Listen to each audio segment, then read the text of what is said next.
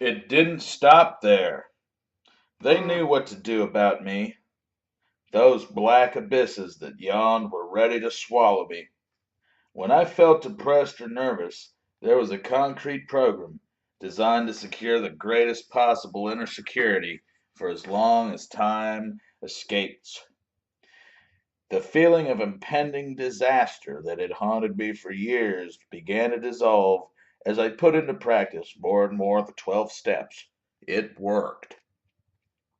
As an active member of AA since 1939, I feel myself a useful member of the human race at last. I have something to contribute to humanity, since I am peculiarly qualified as a fellow sufferer to give aid and comfort to those who have stumbled and fallen over this business of meeting life. I get my greatest thrill of accomplishment from the knowledge that I have played in the part of the new happiness achieved by countless others like myself. The fact that I can work again and earn my living is important, but secondary.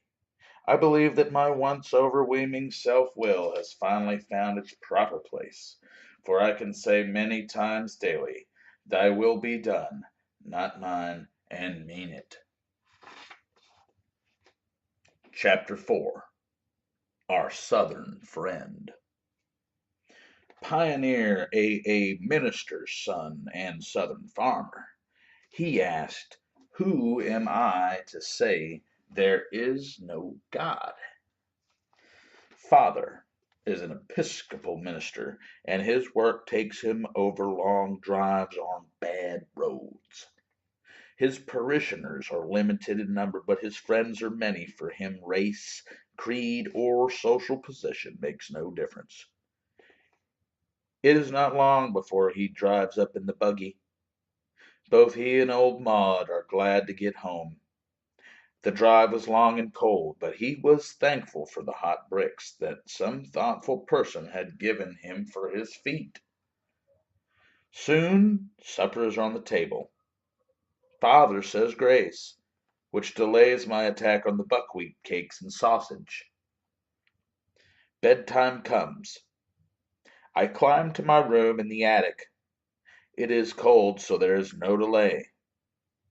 I crawl under a pile of blankets and blow out the candle. The wind is rising and howls around the house, but I am safe and warm. I fall into a dreamless sleep. I am in church. Father is delivering his sermon. A wasp is crawling up the back of the lady in front of me. I wonder if it will reach her neck. Shucks! It has flown away at last. The message has been delivered. Let your light shine so before men that they may see your good works. I hunt for my nickel to drop in the plate so that mine will be seen. I am in another fellow's room at college. Freshman, he said to me, do you ever take a drink? I hesitated. Father had never spoken directly to me about drinking, but he never drank any, so far as I knew. Mother hated liquor and feared a drunken man.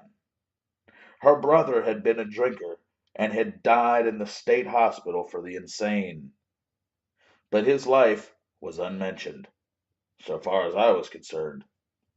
I never had a drink, but I had seen enough merriment in the boys who were drinking to be interested. I would never be like the village drunk at home. Well, said the older boy, do you? Once in a while, I lied. I didn't want him to think I was a sissy. He poured out a couple drinks. Here's looking at you, he said. I gulped it down and choked. I didn't like it, but I would not say so. A mellow glow stole over me. This wasn't so bad after all. Sure, I'd have another. And the glow increased. Other boys come in. My tongue loosened. Everyone laughed loudly. I was witty. I had no inferiorities. Why, I wasn't even ashamed of my skinny legs. This was the real thing. A haze filled the room. The electric light began to move. Then two bowls appeared. The faces of the other boys grew dim. How sick I felt. I staggered to the bathroom. Shouldn't have drunk so much, so fast. But I knew how to handle it now. I'd drink like a gentleman after this. So I met John Barleycorn, the grand fellow who at my call made me a hail fellow well met, who gave me such a fine voice as we sang Hail, hail, the gang's all here, and sweet Adeline, who gave me freedom from fear and feelings of inferiority. Good old John, he was my pal, all right. Final exams of my senior year, and I may somehow graduate. I would have never tried, but mother counts on it so. A case of measles saved me from being kicked out during my sophomore year. But the end is in sight. My last exam and an easy one. I gaze at the board with its questions. Can't remember the answer to the first. I'll try the second. No soap there. I didn't seem to remember anything. I concentrate on one of the questions. I don't seem to be able to keep my mind on what I am doing. I get uneasy. If I don't get started soon, I won't have time to finish. No use. I can't think. I leave the room, which the honor system allows. I go to my room. I pour out a half a tumbler of grain alcohol and fill it with ginger ale. Now, back to the exam. My pen moves rapidly. I know enough of the answers to get by. Good old John Barleycorn. He can be depended on. What a power he has over the mind. He has given me my diploma. Underweight. How I hate that word. 3 attempts to enlist in the service, and 3 failures because of being skinny. True, I have recently recovered from pneumonia, and I have an alibi. But my friends are in the war, or are going, and I am not. I visit a friend who is awaiting his orders. The atmosphere of eat, drink, and be merry prevails, and I absorb it. I drink a lot every night. I can hold a lot now, more than the others. I am examined for the draft, and pass the physical test. I am now to go to camp on November 13th. The armistice is signed on the 11th, and the draft is called off. Never in the service. The war leaves me with a pair of blankets, a toilet kit, a sweater knit by my sister, and still a greater sense of inferiority. It is 10 o'clock on a Saturday night. I am working hard on the books of a subsidiary company of a large corporation. I have had experience in selling, in collecting, and in accounting. I am on my way up the ladder. Then the crack up. Cotton struck the skids and collections went cold. A $23 million surplus wiped out. Offices closed and workers discharged. I and the books of my division have been transferred to the head office. I have no assistants and am working nights, Saturdays, and Sundays. My salary has been cut. My wife and new baby are fortunately staying with the relatives. I feel exhausted. The doctor have told me that if I don't give up inside work, I'll have tuberculosis. But what am I to do? I have a family to support and have no time to be looking for another job. I reach for the bottle that I just got from George, the elevator boy. I am a traveling salesman. The day is over and business has not been so good. I'll go to bed. I wish I were home with the family and not in this dingy hotel. Well, well, look who's here. Good old Charlie. It's great to see him. How's the boy? A drink? You bet your life. We buy a gallon of corn because it is so cheap. When I'm fairly steady, I'll go to bed. Morning comes. I feel horrible. A little drink will put me on my feet, but it takes others to keep me there. I become a teacher in a boys' school. I am happy in my work. I like the boys, and we have lots of fun, class in and class out. The doctor bills are heavy, and the bank account is low. My wife's parents come to our assistance. I am filled with hurt, pride, and self-pity. I seem to get no sympathy for the illness and have no appreciation of the love behind the gift. I call the bootlegger and fill up my charred keg, but I do not wait for the charred keg to work. I get drunk. My wife is extremely unhappy. Her father comes to have a sit with me. He never says an unkind word. He is a real friend, but I do not appreciate him. We are staying with my wife's father. Her mother is in critical condition at the hospital. I cannot sleep. I must get myself together. I sneak downstairs and get a bottle of whiskey from the cellaret. I pour drinks down my throat.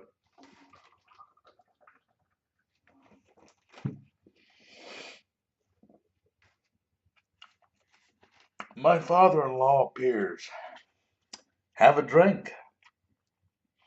I ask. He makes no reply and hardly seems to see me. His wife dies that night. Mother has been dying of cancer for a long time.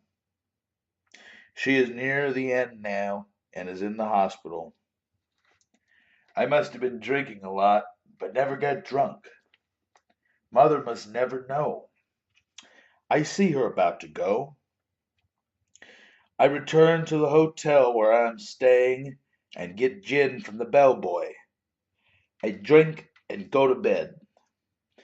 I take a few more the next morning and go to see my mother once more. I cannot stand it. I go back to the hotel and get more gin. I drink steadily. I come to at 3 in the morning. The indescribable torture has me again. I turn on the light. I must get out of the room or I shall jump out of the window. I walk miles. No use. I go to the hospital where I have made friends with the night superintendent. She puts me to bed and gives me a hypodermic. I am at the hospital to see my wife. We have another child, but she is not glad to see me. I have been drinking while the baby was arriving. Her father stays with her. It is a cold, bleak day in November. I have fought hard to stop drinking. Each battle has ended in defeat. I tell my wife I cannot stop drinking.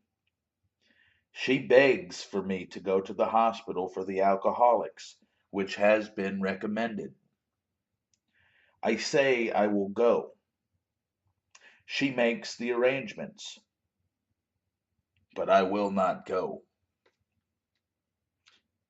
I'll do it all myself. This time, I'm off it for good. I'll just drink a few beers every now and then. It is the last day of the following October, a dark, rainy morning.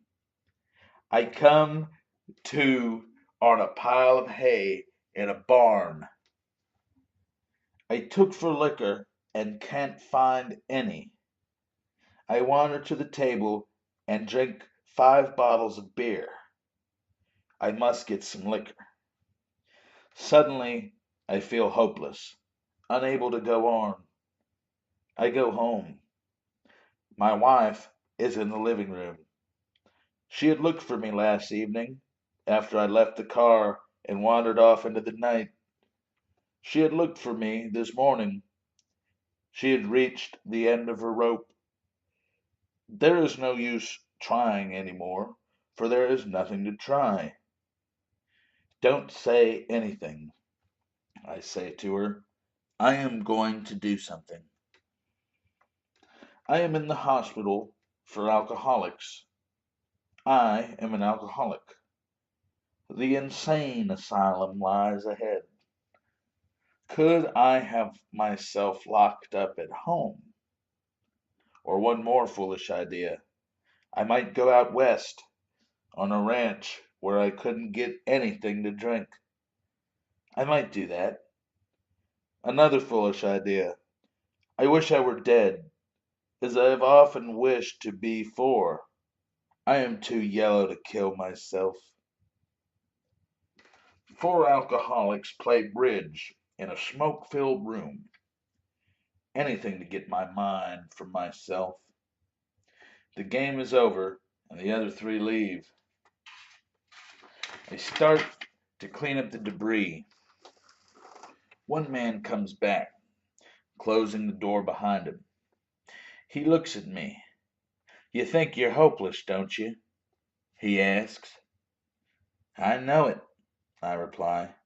Well, you're not, says the man. There are men on the streets of New York today who are worse than you, and they don't drink anymore. What are you doing here, then? I ask. I went out of here about 9 days ago, saying that I was going to be honest, but I wasn't, he answers. A fanatic, I thought to myself, but I was polite. What is it? I inquire. Then he asks me if I believe in a power greater than myself, whether I call that power God, Allah, Confucius, Prime Cause, Divine Mind, or any other name. I told him that I believe in electricity and other forces of nature. But as for a God, if there is one, he's never done anything for me.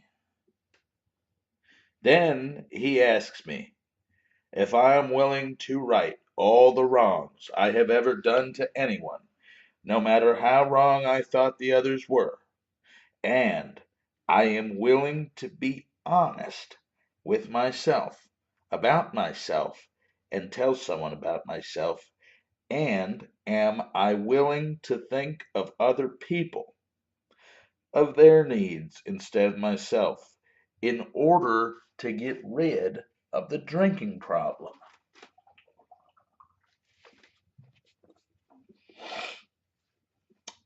I'll do anything, I reply. Then all of your troubles are over, says the man, and leaves the room. The man is in bad mental shape, certainly. I pick up a book and try to read, but I cannot concentrate. I get in bed and turn out the light, but I cannot sleep. Suddenly, a thought comes. Can all the worthwhile people I have known be wrong about God?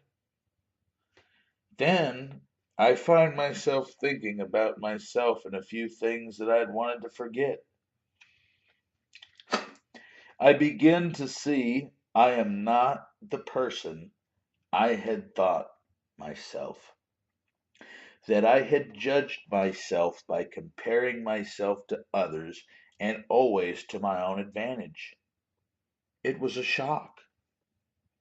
Then comes a thought that is like a voice. Who are you to say there is no God? It rings in my head. I can't get rid of it. I get out of bed and go to the man's room. He is reading. I must ask you a question. I say to the man, how does prayer fit into this thing? Well, he answers, you've probably tried praying like I have. When you have been in a jam, you've said, God, please do this or that.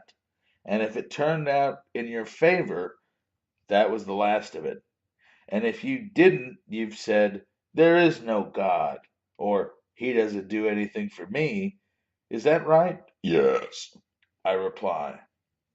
That isn't the way, he continued. The thing I do to say, God, here I am, and here are all my troubles. I've made a mess of things and can't do anything about it. You take me and all my troubles and do anything you want with me. Does that answer your question? Yes, it does. I answer. I return to bed. It doesn't make sense. Suddenly, I feel a wave of utter hopelessness sweep over me. I am in the bottom of hell, and there a tremendous hope is born. It might be true. I stumble out of bed onto my knees. I know not what I say, but slowly a great peace comes to me. I feel lifted up. I believe in God. I crawl back into the bed and sleep like a child. Some men and women came to visit my friend of the night before. He invites me to meet them. They are a joyous crowd. I have never seen people that joyous before. We talk. I tell them of the peace that I believe in God. I think of my wife. I must write her. One girl suggests that I phone her. What a wonderful idea. My wife hears my voice, and she knows that I have found the answer to life. She comes to New York. I get out of the hospital and we visit some of these newfound friends. I am home again. I have lost the fellowship. Those who understand me are far away. The same old problems and worries still surround me. Members of my family annoy me. Nothing seems to be working out right. I am blue and I am unhappy. Maybe a drink. I put on my hat and dash off to the car.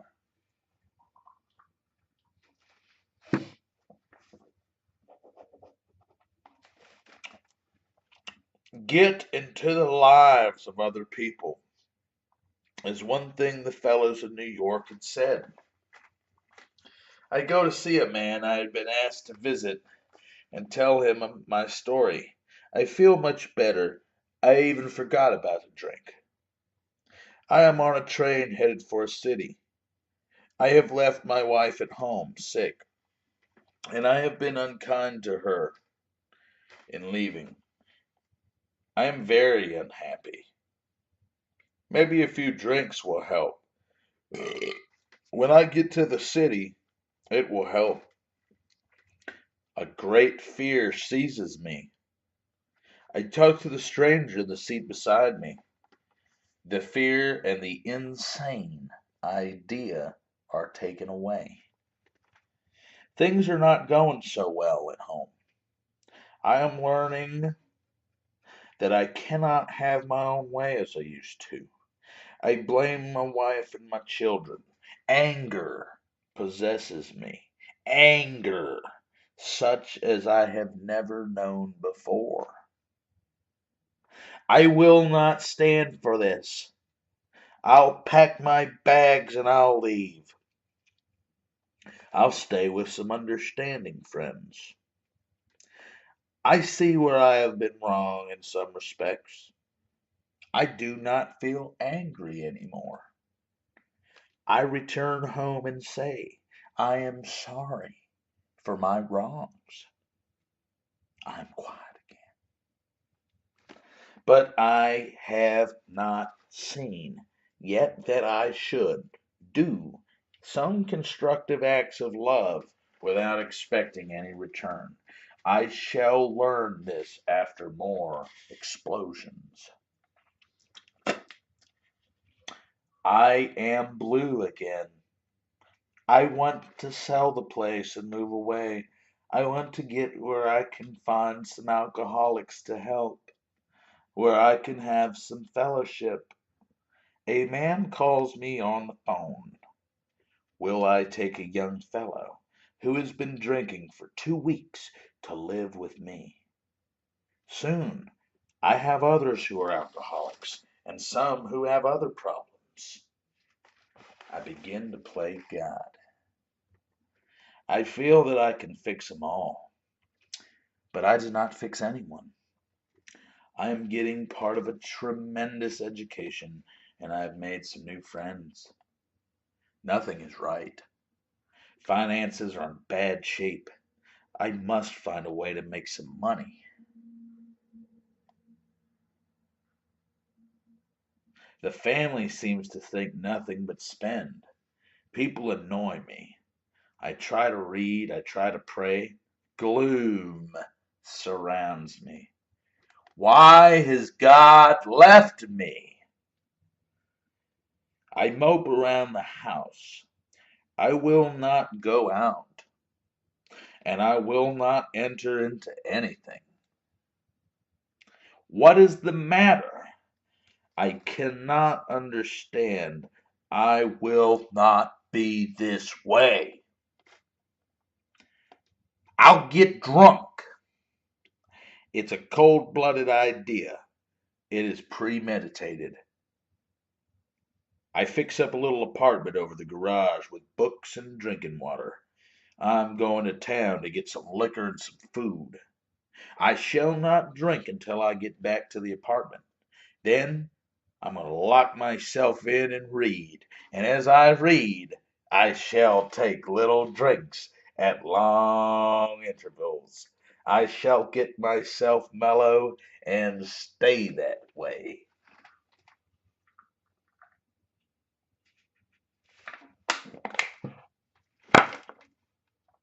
I get in the car and drive off. Halfway down the road, a thought strikes me. I'll be honest anyway. I'll tell my wife what I'm going to do. I back up to the door and go into the house.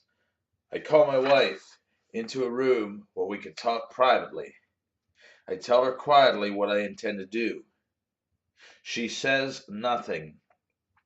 She does not get excited. She maintains a perfect calm. When I am through speaking, the whole idea has become absurd. Not a trace of fear is in me. I laugh at the insanity of it. We talk of other things. Strength has come from weakness. I cannot see the cause of this temptation now, but I am to learn later that it began with my desire for material success becoming greater than my interest in the welfare of my fellow man. I learn more of the foundation stone of character, which is honesty. I learn that when we act upon the highest conception of honesty that is given us, our sense of honesty becomes more acute. I learn that honesty is truth, and that truth shall make us free. 5. The vicious cycle. How it finally broke a Southerner's obstinacy and destined this salesman to start AA in Philadelphia. January 8th, 1938. That was my D-Day. The place, Washington, D.C. This last real merry-go-round had started the day before Christmas, and I had really accomplished a lot in those 14 years. First, my new wife had walked out, baggage, and furniture. Then, the apartment landlord had thrown me out of the empty apartment, and the finish was the loss of another job. After a couple of days in dollar hotels and one night in the pokey, I finally landed on my mother's doorstep, shaking apart, with several days' beard, and, of course, broke, as usual. Many of these same things had happened to me many times before, but this time they had all descended together. For me, this was it. Here I was, 39 years old, and a complete washout. Nothing had worked. Mother would take me in if I stayed locked in a small storeroom, and gave her my clothes and shoes. We had played this game before. That is the way Jackie found me, lying on a cot in my skivvies, with hot and cold sweats, pounding hearts. That awful itchy scratchiness all over. Somehow, I had always managed to avoid DTs. I seriously doubt I would ever have asked for help, but Fitz, an old school friend of mine, had persuaded me.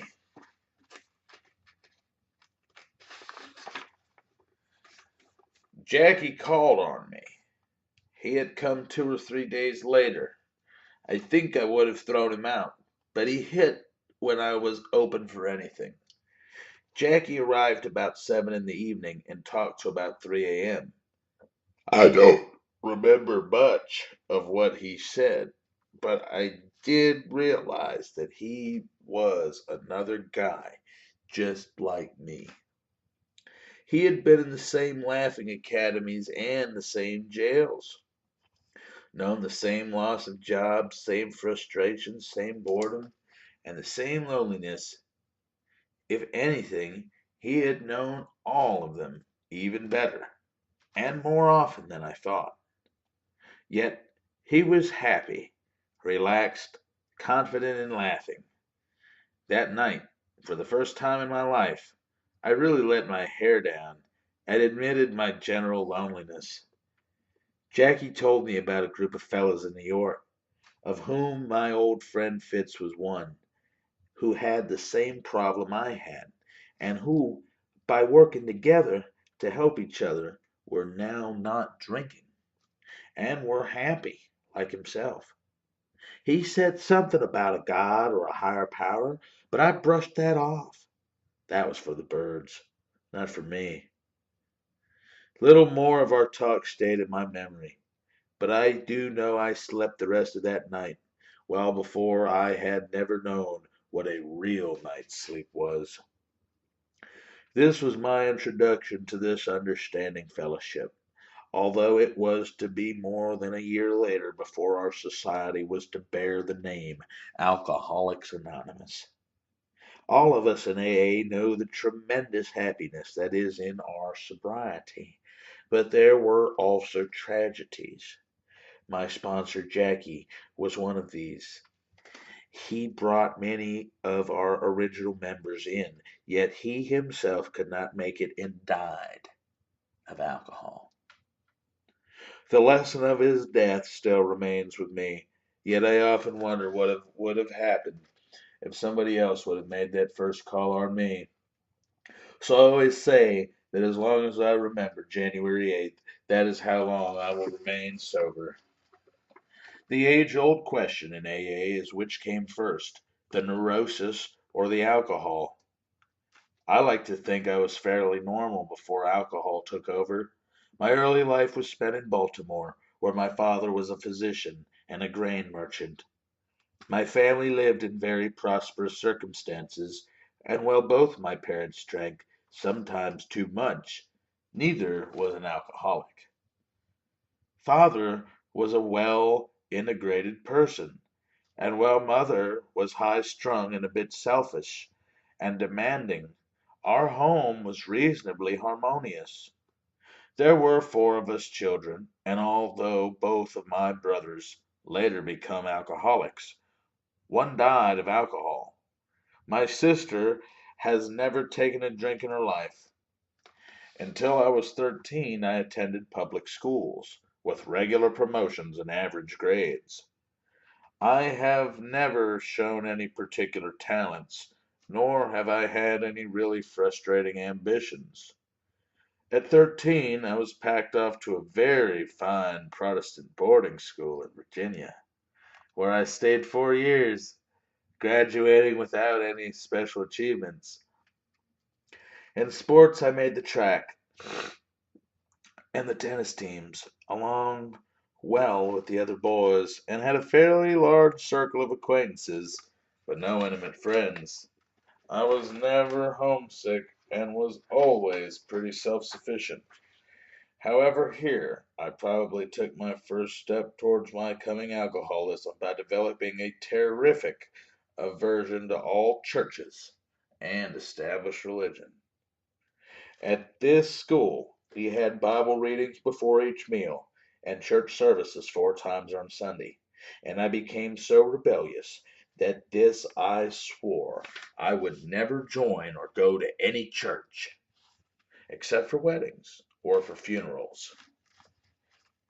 At 17, I entered the university, really to satisfy my father, who wanted me to study medicine there as he had. That is where I had my first drink, and I still remember it, for every first drink afterwards did exactly the same trick.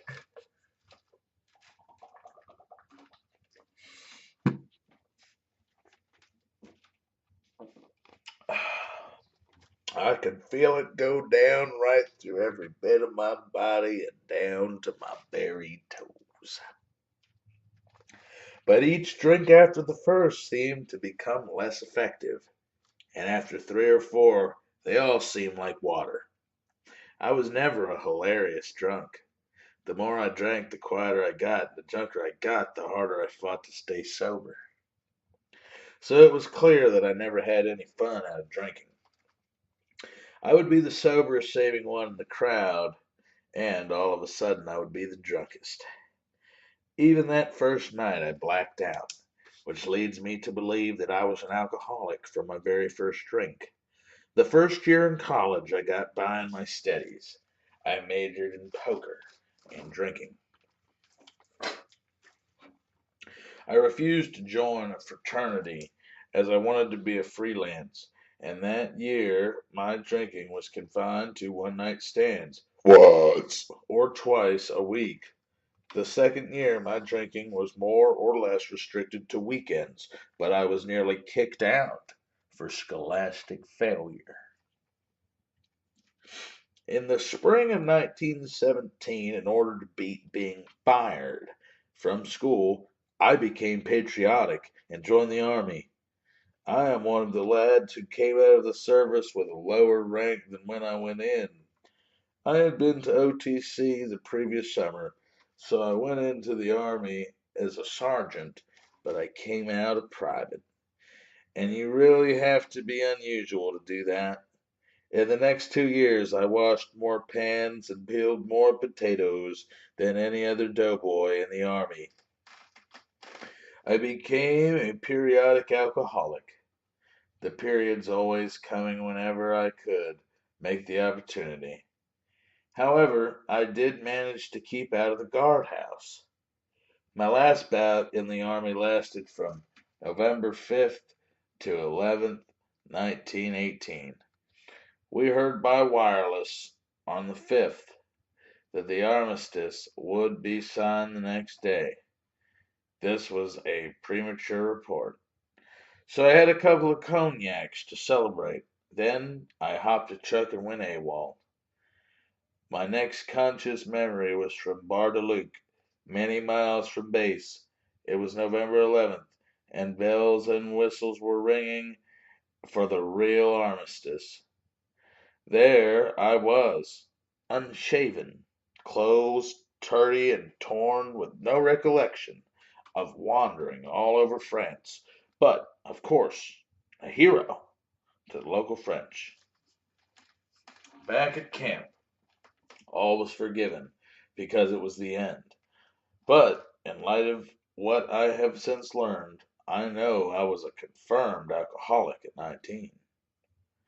With the war over and back in Baltimore, with the folks, I had several small jobs for 3 years. And then I went to work soliciting as one of the first 10 employees of a new national finance company. What an opportunity I shot to pieces there.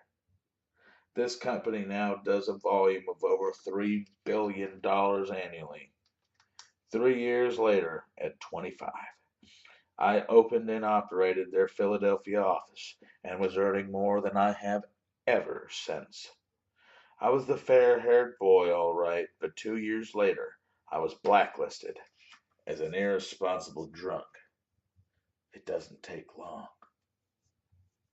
My next job was sales promotion for an oil company in Mississippi, where I promptly became the high man and got lots of pats on the back.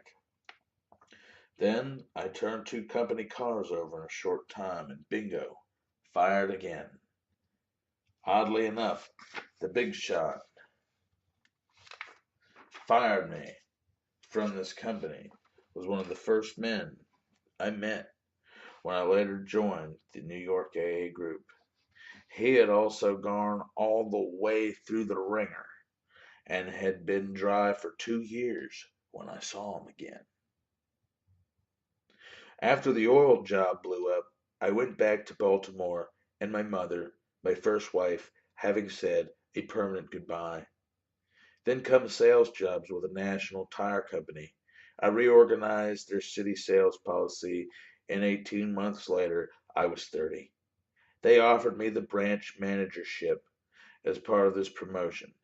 They sent me their national convention in Atlantic City to tell the big wheels how I'd done it. At this time, I was holding what drinking I did down to weekends, but I hadn't had a drink at all in a month. I checked into my room and then noticed a placard tucked under the glass on the bureau stating, "There will be positively no drinking at this convention." Signed by the president of this company. That did it. Who, me, the big shot, the only salesman invited to talk at the convention.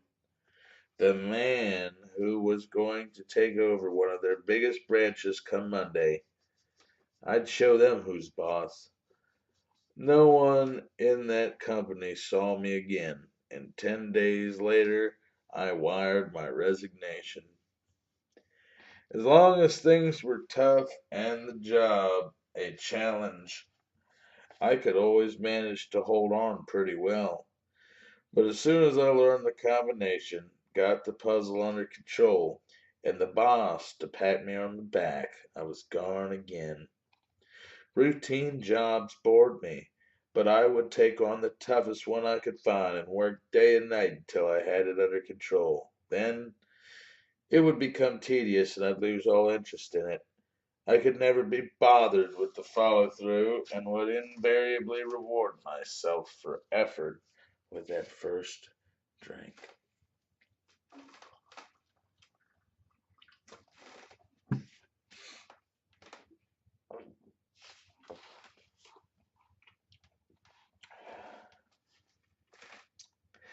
After the tire job came the 30s, the Depression, and the downhill road.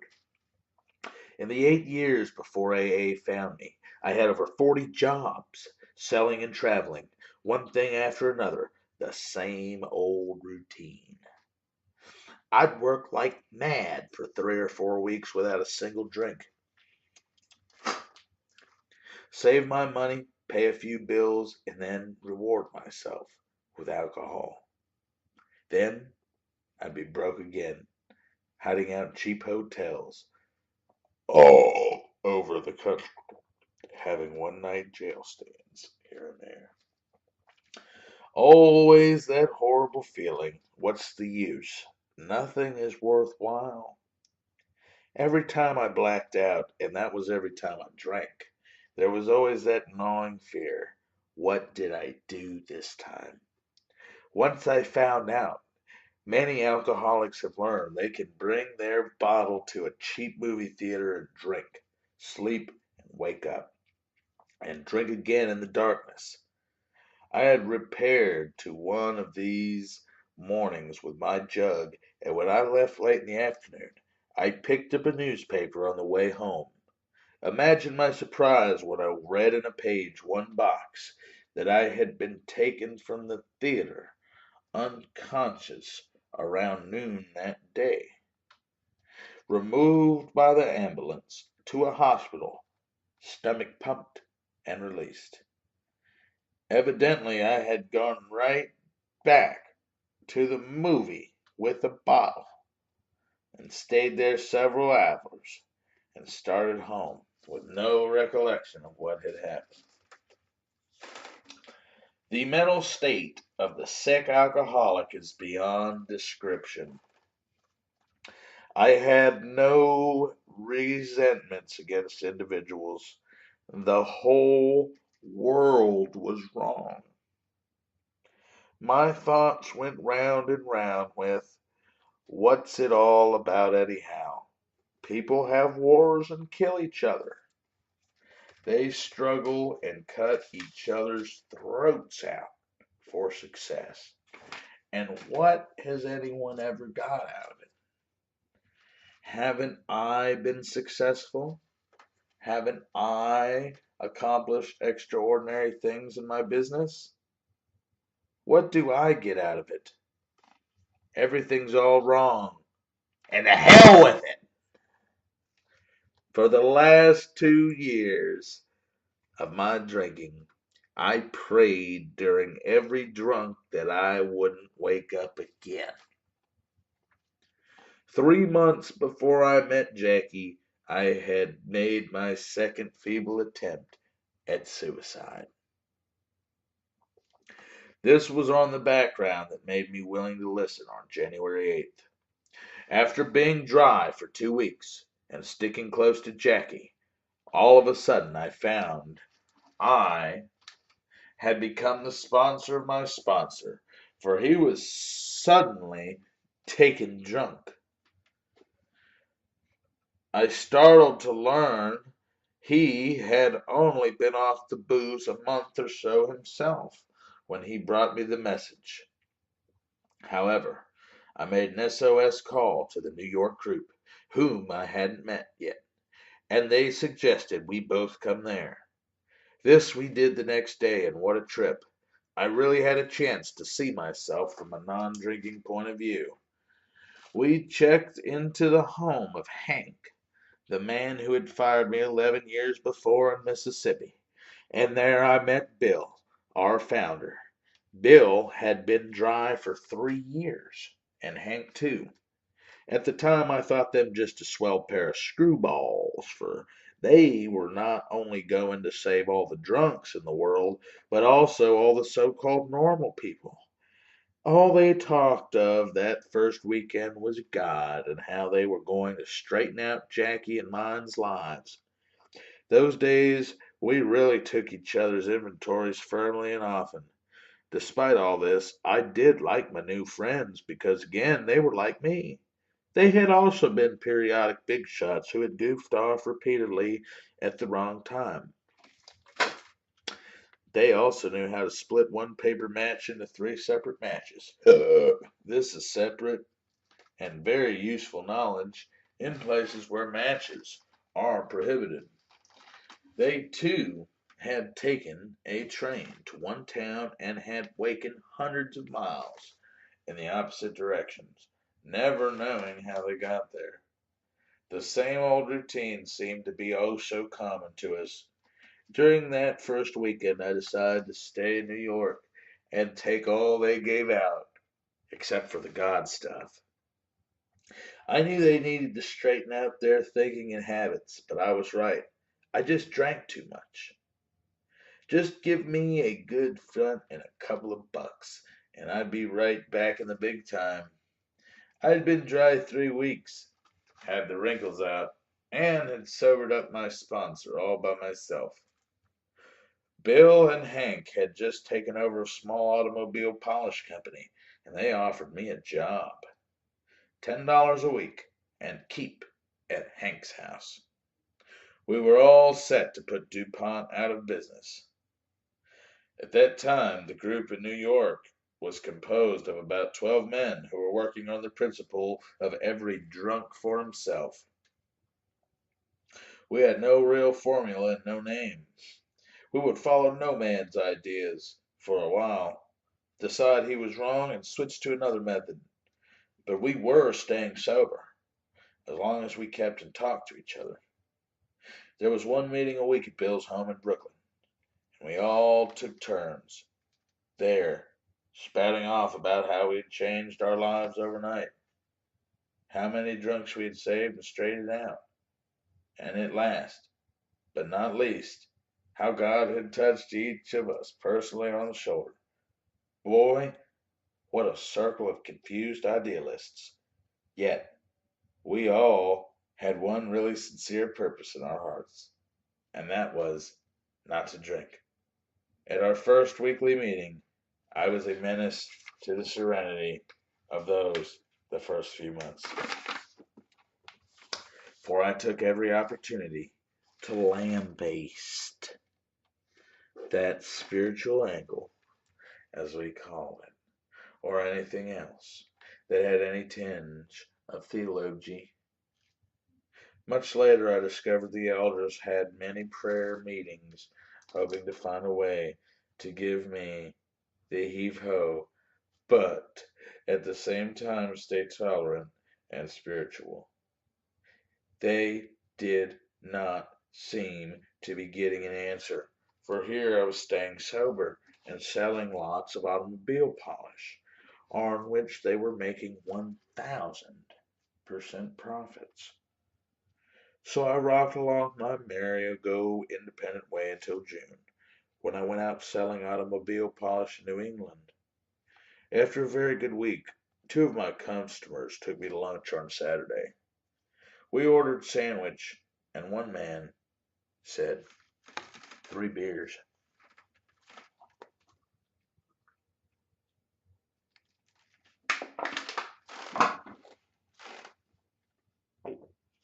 I let mine sit. After a bit, the other man said, 3 beers. I let that sit too. But then it was my turn. I ordered 3 beers, but this time it was different. I had a cash investment of 30 cents, and on a $10 a week salary, that's a big thing. So I drank all 3 beers, one after another, and said, I'll be seeing you, boys, and went around the corner for a bottle. I never saw either of them again. I had completely forgotten the January 8th when I found the fellowship, and I spent the next 4 days wandering around New England half drunk, by which I mean I couldn't get drunk and I couldn't get sober. I tried to contact the boys in New York, but telegrams bounced right back. And when I finally got Hank on the line, he fired me right then. This was when I really took my first good look at myself. My loneliness was worse than it ever had been before, for now even my own kind had turned against me. For this time it really hurt, more than any hangover I ever had. My brilliant agnosticism had vanished, and I saw for the first time that those who really believed, or at least honestly, tried to find a power greater than themselves, were much more composed and contented than I had ever been, and they seemed to have a degree of happiness I had never. Peddling off my polish samples for expenses, I crawled back to New York for a few days, later in a very chastened frame of mind. When the others saw my altered attitude, they took me back in. But for me, they had to make it tough. If they hadn't, I don't think I would have ever stuck it out. Once again, there was the challenge of a tough job, but this time I was determined to follow through. For a long time, the only higher power I could concede was the power of the group. But this was far more than I had ever recognized before, and it was at least a beginning. It was also an ending, for since never June 16th, 1938, have I had to walk alone. Around this time, our big AA book was being written, and it all became so much simpler. We had a definite formula that some 60 of us agreed was the middle course for all alcoholics who wanted sobriety, and that formula has not changed one iota down through the years. I don't think the boys were completely convinced of my personality change, for they fought shy of including my story in the book. So my only contribution to their literary efforts was my firm conviction, since I was still a theological rebel, that the word God should be qualified with the phrase as we understand him, for that was the only way I could accept spirituality. After the book appeared, we all became very busy in our efforts to save all and sundry, but I was still actually on the fringes of AA. Well, I went along with all that was done and attended the meetings. I never took an active job of leadership until February 1940. Then I got a very good position in Philadelphia and quickly found that I would need a few fellow alcoholics around me if I was to stay sober. Thus, I found myself in the middle of a brand new group. When I started to tell the boys about how we did it in the New York and all the spiritual parts of the program, I found they would not believe me unless I was practicing what I preached. Then I found that as I gave into the spiritual personality change, I was getting a little more serenity in telling newcomers how to change their lives and attitudes. All of a sudden, I had found I was doing a little changing myself. I had been too self sufficient to write a moral inventory, but I discovered in pointing out to the new man his wrong attitudes and actions that I was really taking my own inventory, and if I expected him to change, I would have to work on myself too. This change has been a long, slow process for me, but through these latter years, the dividends have been tremendous.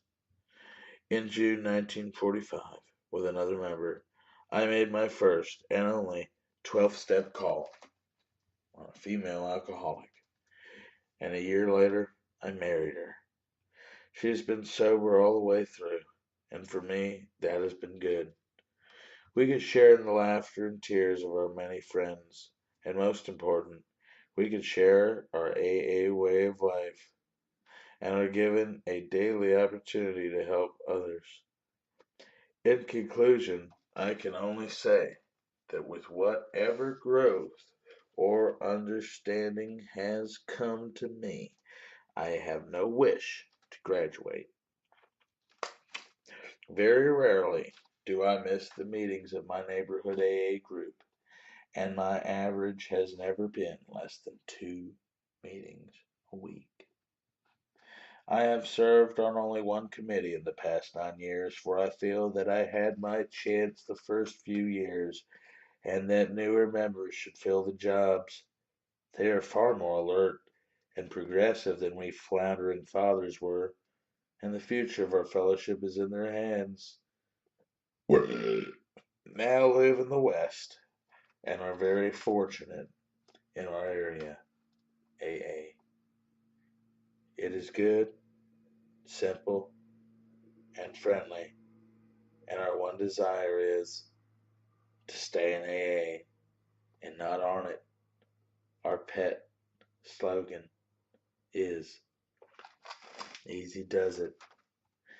And I still say that as long as I remember the January 8th in Washington, that is how long, by the grace of God, I understand Him, that I will retain a happy sobriety.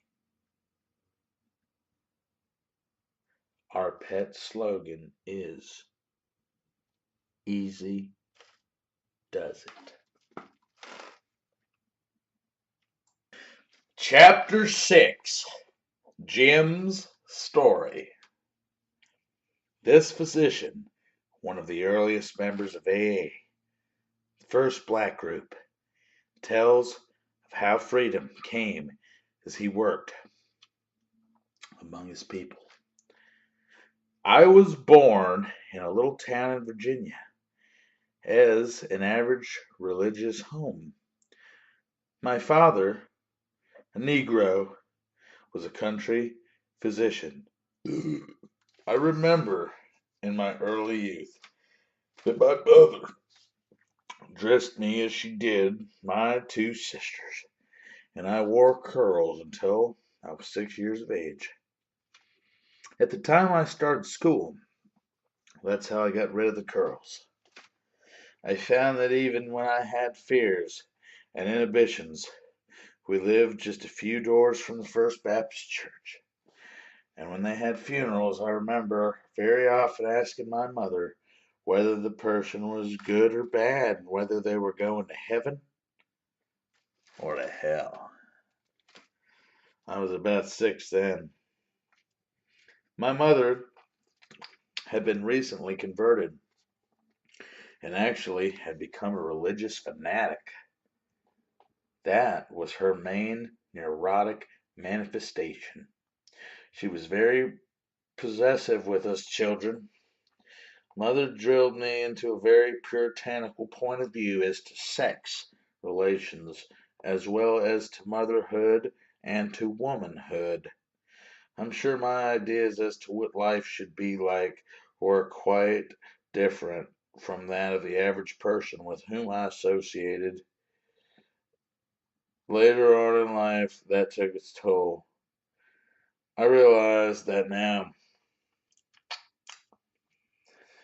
About this time, an incident took place in grade school.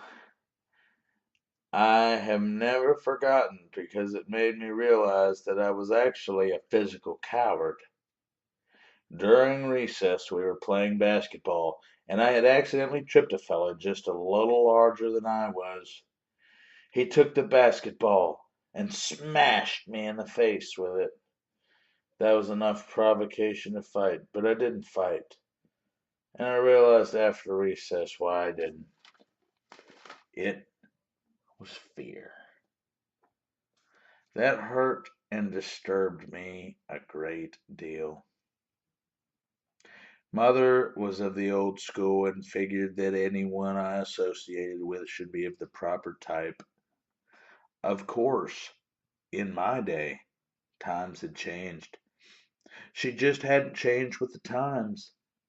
I don't know whether it was right or wrong, but at least I know that people weren't thinking the same. We weren't even permitted to play cards in our home, but father would give us just a little toddy with whiskey and sugar in the warm water now and then. We had no whiskey in the house, other than my father's private stock. I never saw him drunk in my life, although he'd take a shot in the morning, and usually one in the evening, and so did I. But for the most part, he kept his whiskey in his office. The only time I ever saw my mother take anything alcoholic was around Christmas time, when she would drink some eggnog or light wine. In my first year in high school, Mother suggested that I not join the cadet unit. She got a medical certificate so that I should not have to join it. I don't know whether she was a pacifist or whether she just thought that in the event of another war, it would have some bearing upon me joining up. About then I realized that my point of view on the opposite sex was not entirely like that of most of the other boys I knew. For that reason, I believe I married at a much younger age than I would have had it not been for my home training. My wife and I have been married for some 30 years now. V was the first girl that I ever took out, and I had quite a heartache about her then because she wasn't the type of girl that my mother wanted me to marry. In the first place, she had been married before. I was her second husband. My mother resented it so much that the first Christmas after our marriage, she didn't even invite us to dinner. After our first child came, my parents both became allies. Then, in later days, after I became an alcoholic, they both turned against me.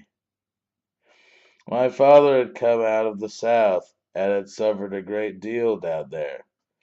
He wanted to give me the very best, and he thought nothing but being a doctor would suffice. On the other hand, I believe that I've always been medically inclined, though I have never been able to see medicine quite as the average person sees it. I do surgery because that's something that you could see. It's more tangible. But I can remember in postgraduate days and during internship that very often I'd go to a patient's bed and start a process of elimination. And then, very often, I'd wind up guessing. That wasn't the way it was with my father. I think with father, it was possibly a gift. Intuitive diagnosis. Father, through the years, had built up a very good mail order business because at that time there wasn't too much money in medicine. I don't think I suffered too much as far as the racial situation was concerned because I was born into it and knew nothing other than that. A man wasn't actually mistreated, though if he was, he could only resent it. He could do nothing about it. On the other hand, I get quite a different picture farther south. Economic conditions had a great deal to do with it, because I've often heard my mother say that his mother would take one of the old time flour sacks and cut a hole through the bottom and the corners of it. From there, you'd have a gown. Of course, when father finally came to Virginia to work his way through school, he resented the Southern cracker, as he often called them, so much that he didn't even go to his mother's funeral. He said he never wanted to set foot in the South again, and he didn't. I went to elementary and high school in Washington, D.C., and then to Howard University. My internship was in Washington. I never had too much trouble in school. I was able to get my work out. All my troubles arose when I was thrown socially among groups of people. As far as school was concerned, I made fair grades throughout. This was around 1935, and it was about the time that I actually started drinking. During the years 1930 to 1935, due to the Depression and its aftermath, business went from bad to worse. I then had my own medical practice in Washington, but the practice slackened, and the mail order business started to fall off. Dad, doing to have most of his business time spent in small Virginia town, didn't have too much money and had the money he had saved in the property he had acquired here in Washington. He was in his late 50s, and all that it had undertaken fell apart on his shoulders at his death in 1928. For the first couple of years, it wasn't too bad because the momentum kept things going. But when things become crucial, everything started going haywire, and they started going haywire with them. At this point, I believe I had only been intoxicated on maybe 3 or 4 occasions, and certainly whiskey was no problem for me. My father had purchased a restaurant which he felt would take up some of my spare time, and that's how I met V. She would come in for dinner. I'd known her 5 or 6 months. To get rid of me one evening, she decided to go to the movies. She and another friend, a very good friend of mine who owned a drugstore across the street from us, came by only about 2 hours later and said that he had seen V downtown. I said that she told me she was going to the movies, and I became foolishly disturbed about it. And as things snowballed, I decided to go out and get drunk. It's the first time I was ever really drunk in my life. The fear and loss of V, and the feeling that, though she had the right to do as she pleased, she should have told me the truth about it, upset me. That was my trouble. I thought that all women should be perfect. I don't think that I actually started to drink pathologically until approximately 1935. About that time, I had lost practically all my property except the place we were living in. Things had just gone from bad to worse. It meant that I had to give up a lot of the things I had been accustomed to. That wasn't the easiest thing in the world for me. I think that was basically the thing that started me drinking in 1935.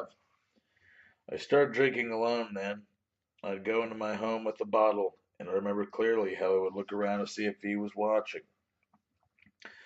Something should have told me that things were haywire. I can remember her watching.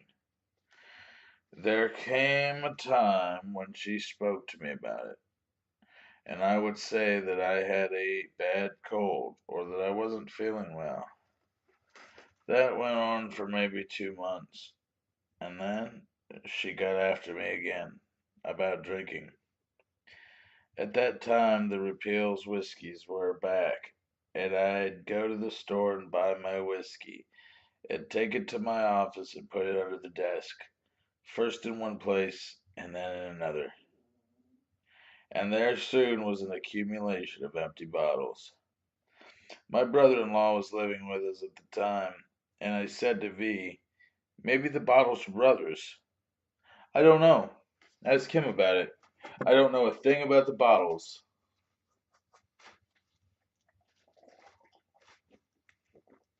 I actually wanted a drink. Besides feeling that, I had to have a drink. From that point on, it's just the average drinker story.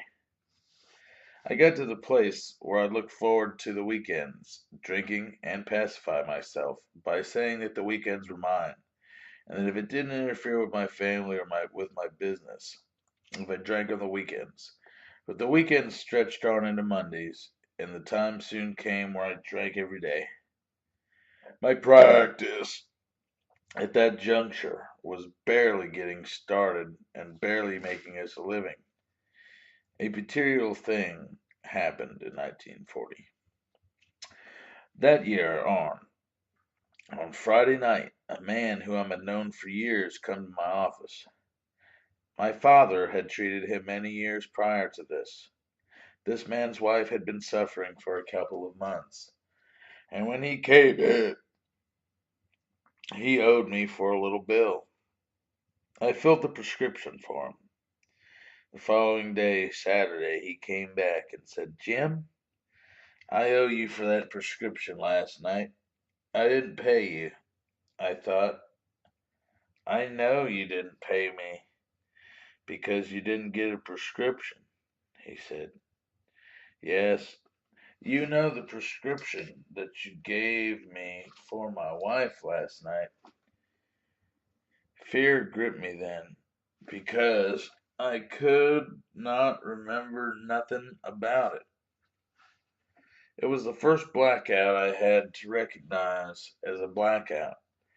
The next morning I had carried another prescription to this man's house and exchanged it for the bottle his wife had. Then I said to my wife, "Something has to be done." I took that bottle of medicine and gave it to a very good friend of mine who was a pharmacist and had it analyzed, and the bottle was perfectly all right. But I knew at that point that I couldn't stop, and I knew that I was a danger to myself and others. I had a long talk with the psychiatrist, but nothing came of that, and I had also, just about that time, talked with the minister, for whom I had a great deal of respect. He went to the religious side and told me that I didn't attend church as regularly as I should, and that he felt more or less that this was responsible for my trouble. I rebelled against this because at about the time I was getting ready to leave high school, a revelation came to me about God, and it made things very complicated for me. The thought came to me that if God, as my mother said, was a vengeful God, he could not be a loving God. I wasn't able to comprehend it. I rebelled, and from that time on, I don't think I attended church more than a dozen times. After this incident in 1940, I sought some other means of livelihood. I had a very good friend who was in the government service, and I went to him about a job. He got me one. I worked for the government about a year and still maintained my evening office practice when the government agencies were decentralized. Then I went south because they told me that in the particularly county I was going into, North Carolina, was a dry county. I thought that this would be a big help to me. I would meet some new faces and be in a dry county. But I found that after I got to North Carolina, it wasn't any different. The state was different, but I wasn't. Nevertheless, I stayed sober there about 6 months because I knew that V was to come later and bring the children. We had two girls and a boy, and at that time something happened. V had secured work in Washington. She was also in the government service. I started inquiring where I could get a drink, and of course, I found it wasn't that hard. I think whiskey was cheaper there than it was in Washington. Matters got worse all the time until finally they got so bad that I was reinvestigated by the government. Being an alcoholic, slick, and having some good sense left, I survived the investigation. Then I had my first bad stomach hemorrhage. I was out of work for about 4 days. I got into a lot of financial difficulties too. I borrowed $500 from the bank and $300 from the loan shop, and I drank that up pretty fast. Then I decided I'd go back to Washington. My wife received me graciously, although she had been living in a one room with kitchen affair. She'd been reduced to that. I promised that I was going to do the right thing. We were now both working in the same agency. I continued to drink. I got drunk one night in October. We went to sleep in the rain and woke up with pneumonia. We continued to work together, and I continued to drink. But I guess deep down within our hearts, we knew both that I couldn't stop drinking. V thought I didn't want to stop. We had several fights, and on one or two occasions I struck her with my fist. She decided that she didn't want any more of that, so she went to the court and talked it over with the judge. They cooked up a plan whereby she didn't have to be molested by me if she didn't want to be. I went back to my mother's for a few days until things cooled off. Because the district attorney had put a summons on me to come see him and asked in his office. A policeman came to the door and asked for James S., but there wasn't any James S. there. He came back several times.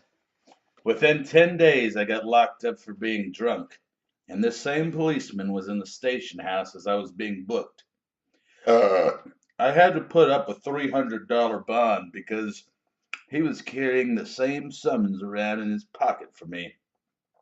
So I went down to talk to the district attorney, and the arrangement was made that I would go home to stay with my mother, and that meant that V and I were through. I continued to work and continued to go to lunch with V, and none of our acquaintances on the job knew that we had separated. Very often we rode to and from work together, but being separated really galled me deep down.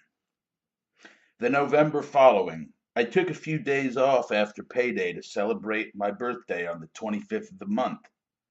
As usual, I got drunk and lost the money. Someone had taken it from me. That was the usual pattern. I sometimes gave it to my mother, and then I'd go back and hound her for it. I was just about broke. I guess I had $5 or $10 in my pocket. Anyhow, on the 24th, after drinking all day, on the 23rd, I must have decided I wanted to see my wife and have some kind of recollection, or at least talk with her. I don't remember whether I went by streetcar, whether I went by taxicab. The one thing I can remember now was that V was on the corner of 8th and L, and I remember vividly that she had an envelope in her hand. I remember talking to her, but what happened after that, I don't know. What actually happened was that I had taken a penknife and stabbed V 3 times with it. Then I left and went home to bed. Around 8 or 9 o'clock, there came 2 big detectives and a policeman to arrest me for assault. I was the most amazed man in the world when they said I had assaulted someone, and especially that I had assaulted my wife. I was taken to the station house and locked up. The next morning I went up for arraignment. V was very kind and explained to the jury that I was basically a fine fellow and a good husband, but that I had drank too much and she thought I had lost my mind and should be committed to the asylum. The judge said that if she felt that way, he would confine me for 30 days' examination and observation. There was no observation. There might have been some investigation. The closet I came to of a psychiatrist during that time was an intern, who came again to take blood tests. After the trial, I got big-hearted again and felt that I should do something in payment for V's kindness to me. So I left Washington and went to Seattle to work.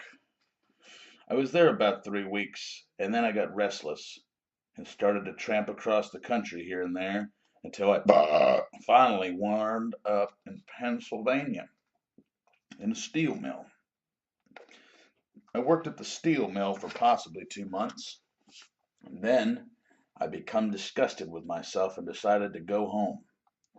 I think the thing that galled me was just after Easter, I had drawn my salary for 2 weeks' work and decided that I was going to send some money to V. And above all else, I was going to send my baby daughter an Easter outfit. But there happened to be a liquor store between the post office and the mill. I stopped to get just one drink. Of course, the kid never got the Easter outfit. I got very little out of the 200 that I drew up that payday. I knew I wasn't capable of keeping the bulk of the money myself, so I gave it to a white fellow who owned the bar I frequented. He kept the money for me, but I worried him to death for it. Finally, I broke the last $100 bill the Sunday before I left. I got out of that bill one pair of shoes, and the rest of the money was blown. I took the last of it to buy my railroad ticket. I'd been home about a week or 10 days when one of my friends asked if I could repair one of his electrical outlets. Thinking only of $2 or $3 to buy some whiskey, I did the job, and that is how I met Ella G., who was responsible for my coming into AA. I went to this friend's shops to repair his electrical outlet, and then I noticed a lady. She continued to watch me, although she didn't say anything. Finally, she said, "Isn't your name Jim S.?" I said, "Yes." Then she told me who she was. She was Ella G. When I had known her years before, she was rather slender, but at this time she weighed as much as she does now, which is up in the 200s or very close. I had not recognized her, but as soon as she said who she was, I remembered her right away. She didn't say anything about AA or getting me a sponsor at that time, but she did ask about V, and I told her V was working and how she could locate her. It was around noon, a day or two later, when the telephone rang, and it was Ella. She asked me if I would let someone come up and talk to me concerning a business deal.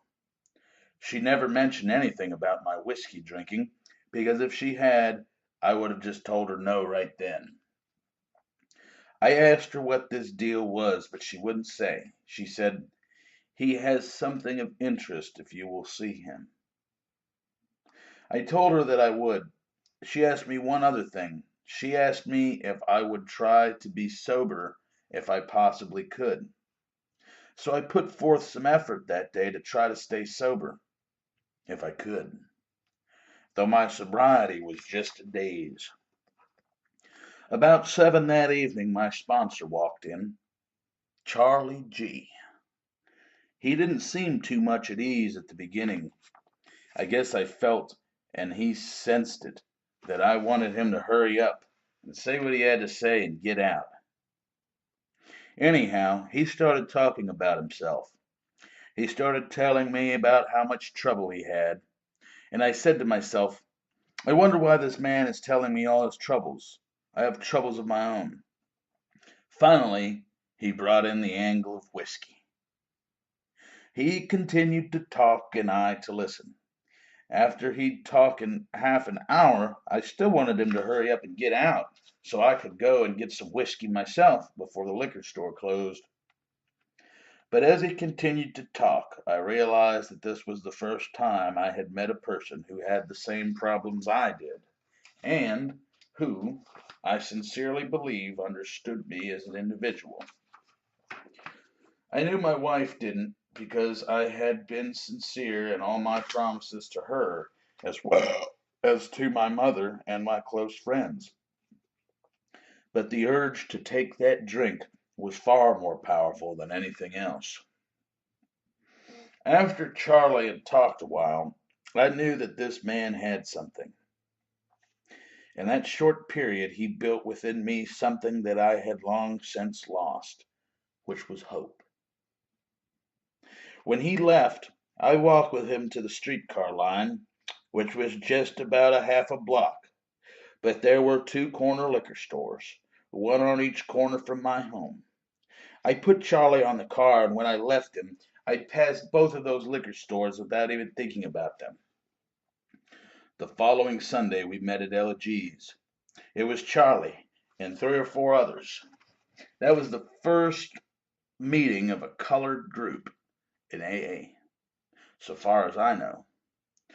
We held some 2 or 3 meetings at Ella's house, and from there we held some 2 or 3 at her mother's home.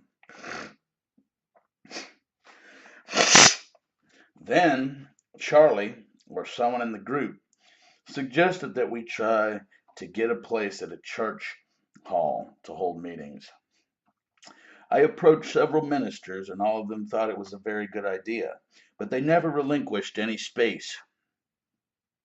So finally I went to the YMCA, and they graciously permitted us to use a room at $2 a night. At that time, we had our meetings on Friday nights. Of course, it wasn't very much of a meeting in the beginning. Most of the time, it was just me and myself. But we finally got one of our two to come and stick it out from there. Of course, we started to grow. I haven't mentioned it, but Charlie, my sponsor, was white. And when our group got started, we got help from other white groups in Washington. They came, many of them, and stuck by us and told us how to hold meetings. They taught us a great deal about 12th step work too. Indeed, without their aid, we couldn't possibly have gone on. They saved us endless time and lost motion. And not only that, but they gave us financial help. Even when we were paying that $2 a night, they often paid it for us because our collection was so small. At this time, I wasn't working. V was taking care of me, and I was devoting all my time to the building of that group. I worked at that alone for 6 months. I just gathered up this and that alcoholic because in the back of my mind I wanted to save the world. I had this new something and I wanted to give it to everyone who had a problem. We did not save the world, but we did manage to help some individuals. That is my story of what AA has done for me. Chapter 7: The Man Who Mastered Fear. He spent 18 years running away, and then he found out he didn't have to run.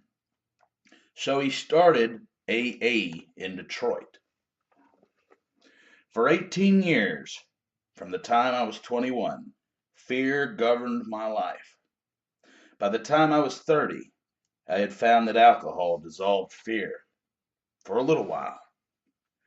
In the end, I had 2 problems instead of 1: fear and alcohol. I came from a good family. I believe the sociologists would call it upper middle class. By the time I was 21, I had 6 years of life in 4 countries, spoke 3 languages fluently, and had attended college for 2 years. A low ebb in the family fortunes necessitated my going to work when I was 20. I entered the business world with every confidence that success lay ahead of me. I had been brought up to believe this, and I had shown during my teens considerable enterprise and imagination about earning money. To the best of my recollections, I was completely free from any abnormal fears. Vacations from school and work spelled travel to me, and I traveled with gusto. During my first year out of college, I had endless dates and went to countless dances, balls, and dinner parties. Suddenly, this all changed. I underwent a shattering nervous breakdown. 3 months in bed, 3 more months of being up and around the house. For brief periods in the bed rest of time, visits from friends that lasted over 15 minutes exhausted me. A complete checkup at one of the best hospitals revealed nothing. I heard for the first time an expression that I was grow to loathe. There is nothing organically wrong. Psychiatry might have helped, but psychiatrists had not penetrated the Middle West. Spring came, and I went for my first walk. Half a block from the house, I tried to turn the corner, but fear froze me in my tracks. The instant I turned back towards home, the paralyzing fear left me. This was the beginning of an unending series of such experiences. I told the family doctor, an understanding man who gave hours of his time trying to help me, about this experience. He told me that it was imperative that I would walk the entire block, cost me what it might in mental agony. I carried out his instructions. When I reached a point directly in back of our house where I could have cut through a friend's garden, I was almost overpowered by the desire to get home. But I made the whole journey. Probably only a few readers of this story will be able to, from personal experiences of their own, to understand the exhilaration and sense of accomplishment I felt after finishing this seemingly simple assignment. The details of the long road back to something resembling normal living, the first short streetcar ride, the purchase of a used bike, which enabled me to widen the narrow horizon of life, the first trip downtown, I will not dwell on. I got an easy part-time job selling printing for a neighborhood printer. This widened the scope of my abilities. A year later, I was able to buy a Model T Roadster and take a better job with a downtown printer. From this job and the next one, with yet another printer, I was courteously dismissed. I did not have the pep to do hard, cold turkey selling. I switched to real estate brokerage and property management work. Almost simultaneously, I discovered that cocktails in the late afternoon and highballs in the evening relieved the many tensions of the day. This happy combination of pleasant work and alcohol lasted for 5 years. Of course, the latter ultimately killed the former, but none of this more anon. All of this changed when I was 30 years old. My parents died, both in the same year, leaving me a sheltered and somewhat immature man. On my own, I moved into a bachelor hall. These men all drank on Saturday nights and enjoyed themselves. My pattern of drinking became very different from theirs. I had bad, nervous headaches, particularly at the base of the neck. Liquor relieved these. At last I discovered alcohol as a cure-all. I joined in their Saturday night parties and enjoyed myself too. But I also stayed up weekends and weeknights after they had retired and drank myself into bed. My thinking about drinking had undergone a great change. Liquor had become a crutch, on the other hand, and a means of retreat from life, on the other. The ensuing 9 years were the Depression years, both nationally and personally. With a bravery born of desperation and abetted by alcohol, I married a young and lovely girl. Our marriage lasted 4 years. At least 3 of those 4 years must have been a living hell for the wife, because she had to watch the man she loved disintegrate morally, mentally, and financially. The birth of a baby boy did nothing to ward staying the downward spiral. When she finally took the baby and left, I locked myself in the house and stayed drunk for a month. The next 2 years of my life were simply a long, drawn out process of less and less work and more whiskey. I ended up homeless, jobless, penniless, and rudderless as the problem guest of a close friend whose family was out of town, haunting me through each day's stupor. And there were 18 or 19 such days in this man's home. Was the thought, where do I go when his family comes home? When the day of the return was almost upon me, and suicide was the only answer I had been able to think of, I went into Ralph's room one morning and told him the truth. He was a man of considerable means, and he might have done what many would have done in such a case. He handed me $50 and said that I ought to pull myself together and make a new start. I thanked God many times in the last 16 years that that was just what he did not do. Instead, he got dressed, took me out, bought me 3 or 4 double shots, and put me to bed.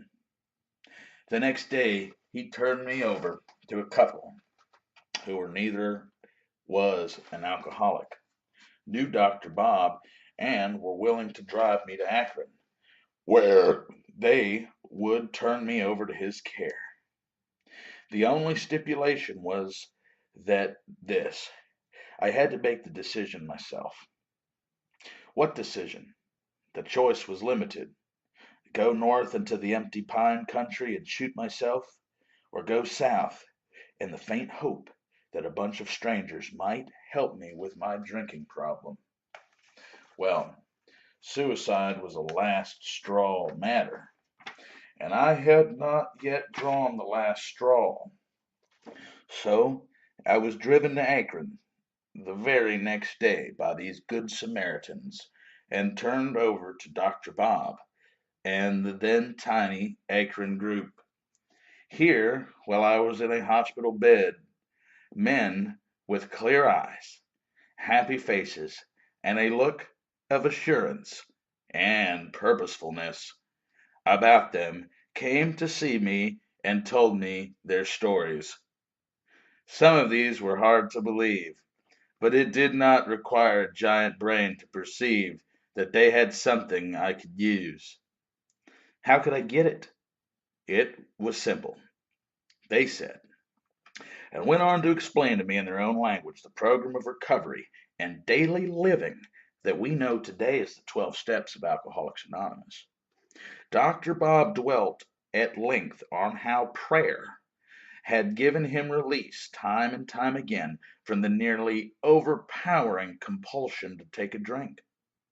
It was he who convinced me, because his own conviction was so real, that a power greater than myself could cure me and cure the crises of life, and that the means of communicating with this power was simple prayer. Here was a tall, rugged, highly educated Yankee talking in a matter of course way about God and prayer. If he and these other fellows could do it, surely I could. When I got out of the hospital, I was invited to stay with Dr. Bob and his dear wife, Anne. I was suddenly and uncontrollably seized with the old paralyzing panic. The hospital had seemed so safe. Now I was in a strange house, in a strange city, and fear gripped me. I shut myself in my room, which began to go around in circles. Panic, confusion, and chaos were supreme. Out of this maelstrom, just 2 coherent thoughts came to the surface. One, one drink would mean homelessness and death. 2, I could no longer relieve the pressure of my fear by starting home. As was once my habitual solution to the problem, because I no longer had a home. Finally, and I shall never know how much later it was, one clear thought came to me. try prayer. You can't lose, and maybe God will help you. Just maybe, mind you. Having no one else to turn to, I was willing to give God a chance, although with considerable doubt. I got down on my knees for the first time in 30 years. The prayer I said was simple.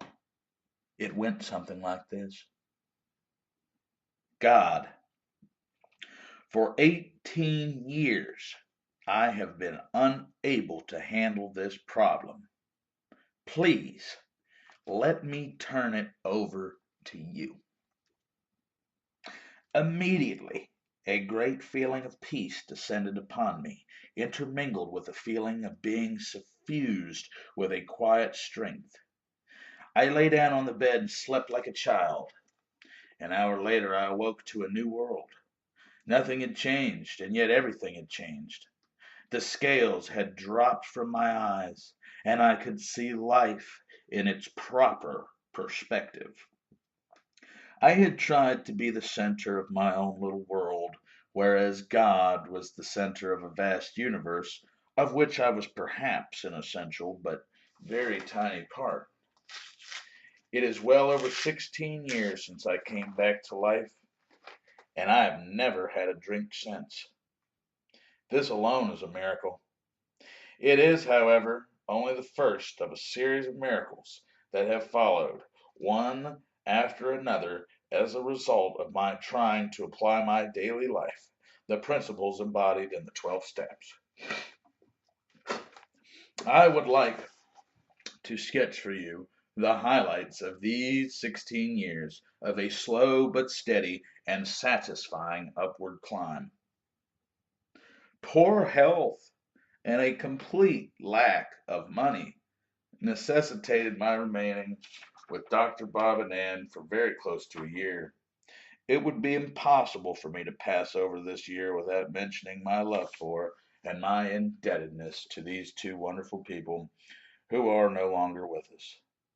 They made me feel as if I were a part of their family, and so did their children. The example that they and Bill W., whose visits to Akron were fairly frequent, set for me of service to their fellow men, imbued me with a great desire to emulate them. Sometimes during that year I rebelled inwardly at what seemed like lost time, and having to be a burden to these good people whose means were limited. But long before I had any real opportunity to give, I had to learn the equally important lesson of receiving graciously. During my first few months in Akron, I was quite sure that I never wanted to see my hometown again. Too many economic and social problems would beset me there. I would make a fresh start somewhere else. After 6 months of sobriety, I saw the picture in a different light. Detroit was the place. I had returned to not only because I must face the mess I had made there, but because it was there I could be of most service to AA. In the spring of 1939, Bill stopped off in Akron on his way to Detroit on business. I jumped at the suggestion that I accompany him. We spent 2 days there, and before he returned to New York, friends invited me to stay on for as long as I cared to. I remained there for 3 weeks, using part of the time in making many amends, which I had no earlier opportunity of making. The rest of my time was devoted to AA spade work. I wanted ripe prospects, and I didn't feel that I would get very far chasing individual drinks in and out of bars. So I spent much of my time calling on people who I felt logically could come intact with alcoholic cases: doctors, ministers, lawyers, and the personal men in industry. I also talked AA to every friend who would listen, at lunch, at dinner, on street corners. A doctor tipped me off to my first prospect. I landed him and shipped him by train to Akron with a pint of whiskey in his pocket to keep him from not wanting to get off the train in Toledo. Nothing ever to this day has equaled the thrill of the first case. Those 3 weeks left me completely exhausted, and I had to return to Akron for 3 more months of rest. Well, there, 2 or 3 more cash customers, as Dr. Bob used to call them because they had so little cash, were shipped in to us from Detroit. When I finally returned to Detroit to find work and ready to stand on my own feet, the ball was already rolling. However slowly, but it took 6 more months of work and disappointments before a group of 3 men got together in my rooming house bedroom for their first AA meeting. It sounds simple, but there were obstacles and doubts to overcome. I well remembered a session I had with myself soon after I returned. It ran something like this: if I go around shouting from the rooftops about my alcoholism, it might very possibly prevent me from getting a good job. But supposing that just one man died because, for selfish reasons, I kept my mouth shut. No, I was supposed to be doing God's will and not mine. His road lay clear before me, and I had better quit rationalizing myself into any detours. I could not accept to keep what I gained unless I gave it away. The depression was still on, and jobs were scarce. My health was still uncertain, so I created a job for myself, selling women's hosiery and men's made to order shirts. This gave me the freedom to do AA work and to rest for periods of 2 or 3 days when I become too exhausted to carry on. There was more than one occasion when I got up in the morning with just enough money for coffee and toast and the bus fare to carry me to my first appointment. No sale, no lunch. During that first year, however, I managed to make both ends meet and to avoid ever going back to my old habit pattern of borrowing money when I could not earn it. Here, by itself, was a great step forward. During the first 3 months, I carried on all these activities without a car, depending entirely on buses and streetcars. I, who always have had to have a car at my immediate command, I, who had never made a good speech in my life, and who would be frightened sick at the prospect, stood in front of the Rotary groups in different parts of the city and talked about Alcoholics Anonymous. I was carried away with the desire to serve AA, gave what was probably one of the first radio broadcasts about AA, living through a case of Mike Fright, and feeling like $1 million when it was over. I lived through a week of the fidgets because I had agreed to address a group of alcoholic inmates in one of our state mental hospitals. There, it was the same reward, exhilaration at mission accomplishment. Do I have to tell you who gained the most out of this? Within a year of my return to Detroit, AA was a definitely established little group of about a dozen members, and I too was established in a modest but steady job handling an independent dry cleaning route of my own. I was my own boss. It took 5 years of AA living and a substantial improvement in my health before I could take a full-time office job where I was someone else's boss. This office job brought me face to face with a problem that I had sidestepped my adult life: lack of training. This time I did something about it. I enrolled in a correspondence school that taught nothing but accounting. With this specialized training and a liberal business education in the School of Hard Knocks, I was able to set up shop some 2 years later as an independent accountant. 7 years of work in this field brought an opportunity to affiliate myself actively with one of my clients. a fellow AA. We complement each other beautifully, as he is a born salesman, and my taste is for finance and management.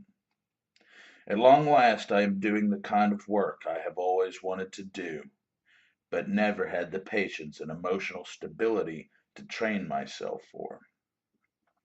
The AA program showed me the way to come down to earth, start from the bottom, and work up. This represents another great change for me. In the long ago past, I used to start at the top as president or treasurer and end up with the sheriff breathing down my neck. So much for my business life. Obviously, I have overcome fear to a sufficient degree to think in terms of success in business. With God's help, I am able, for one day at a time, to carry business responsibilities that, not many years ago, I would not have dreamed about assuming. But what about my social life? What about those fears that once paralyzed me to the point of becoming a semi-hermit? What about my fear of travel? It would be wonderful were I able to tell you that my confidence in God and my application of the 12 steps to daily living have utterly banished fear. But this would not be the truth. The most accurate answer I can give you is this: fear has never again ruled my life since that day in September 1938, when I found that a power greater than myself could not only restore me to sanity, but could keep me sober and sane at the same time. Never in 16 years have I dodged anything because I was afraid of it. I have faced life instead of running away from it. Some of the things that used to stop me dead in my tracks from fear still make me nervous in the anticipation of their doing. But once I kick myself into doing them, nervousness disappears and I enjoy myself. In the recent years, I have had the happy combination of time and money to travel occasionally. I am apt to get into quite an uproar for a day or two starting, but I do start, and once started, I have a swell time. Have I ever wanted a drink during these years? Only once did I suffer from a nearly overpowering compulsion to take a drink. Oddly enough, the circumstances and surroundings were pleasant. I was at a beautifully set dinner table. I was in a perfectly happy frame of mind. I had been in AA a year, and the last thing in my mind was a drink. There was a glass of sherry at my place. I was seized with an almost uncontrollable desire to reach out for it. I shut my eyes and asked for help. In 15 seconds or less, the feeling passed. There have also been numerous times when I have thought about taking a drink. Such thinking usually began with thoughts of the pleasant drinking of my youth. I learned early in my AA life that I could not afford to fondle such thoughts as you might fondle a pet, because this particular pet could grow into a monster. Instead, I quickly substitute one or another vivid scene from the nightmare of my later drinking. 20-odd years ago, I made a mess out of my one and only marriage. It was therefore not extraordinary that I should shy away from any serious thought of marriage for a great many years after joining AA. Here was something requiring a greater willingness to assume responsibility and a larger degree of cooperation and give and take than even business requires of oneself. However, I must have felt deep down inside myself that living the selfish life of a bachelor was only half living. By living alone, you can pretty much eliminate grief from your life, but you also eliminate joy. At any rate, the last great step towards a well-rounded life still lie ahead of me. So 6 months ago, I acquired a ready-made family consisting of a charming wife, 4 grown children to whom I am devoted, and 3 grandchildren. Being an alcoholic, I couldn't dream of doing anything by halves. My wife, a sister member in AA, had been a widow 9 years, and I had been single 18 years. The adjustments in such a case are difficult and take time, but we both feel that they are certainly worth it. We are both depending upon God and our use of the Alcoholics Anonymous program to help make us a success of this joint undertaking.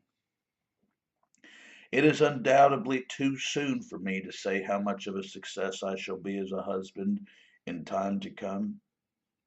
I do feel, though, that the fact that I finally grew up to a point where I could even tackle such a job is the apex of a story of a man who spent 18 years running away from his life. Chapter 8. He sold himself short. But he found that there was a higher power that had more faith in him than he had. Thus, AA was born in Chicago. I grew up in a small town outside Akron, Ohio, where the life was typical of every average small town. I was very much interested in athletics, and because of this and parental influence, I didn't drink or smoke in either grade school or high school. All of this changed when I went to college. I had to adapt new associations and associates, and it seemed to be the smart thing to drink and smoke. I confined drinking to the weekends and drank normally in college and for several years thereafter.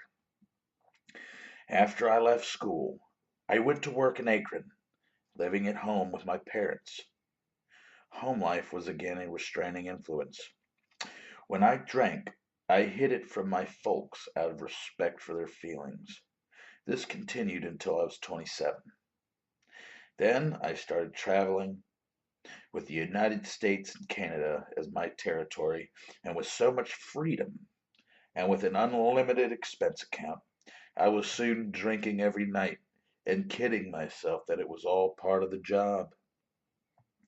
I know now that 60% of the time I drank alone, without benefit of the customers.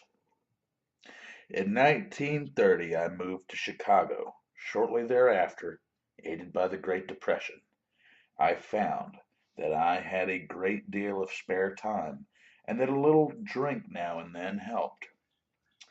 By 1932, I was going on 2 or 3 day benders. That same year, my wife become fed up with my drinking around the house and called my dad in Akron to come and pick me up. She asked him to do something about me because she couldn't. She was disgusted. This was the beginning of 5 years of bouncing back and forth between my home in Chicago and Akron to sober up.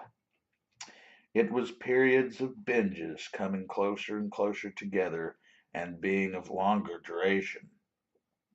Once Dad came all the way to Florida to sober me up after a hotel manager called him and said that if he wanted to see me alive, he had better get up there fast.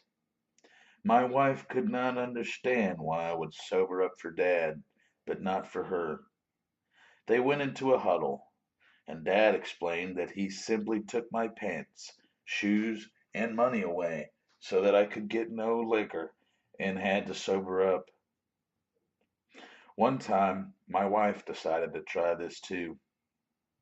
After finding every bottle that I had hidden around the apartment, she took away my pants, my shoes, my money, and my keys, threw them under the bed in the back bedroom, and slipped locked me out our door.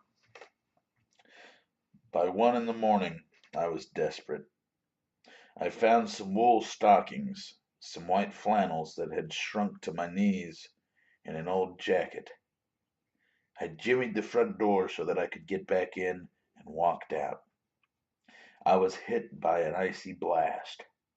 It was February, with snow and ice on the ground, and I had a 4-block walk to the nearest cab stand. But I made it.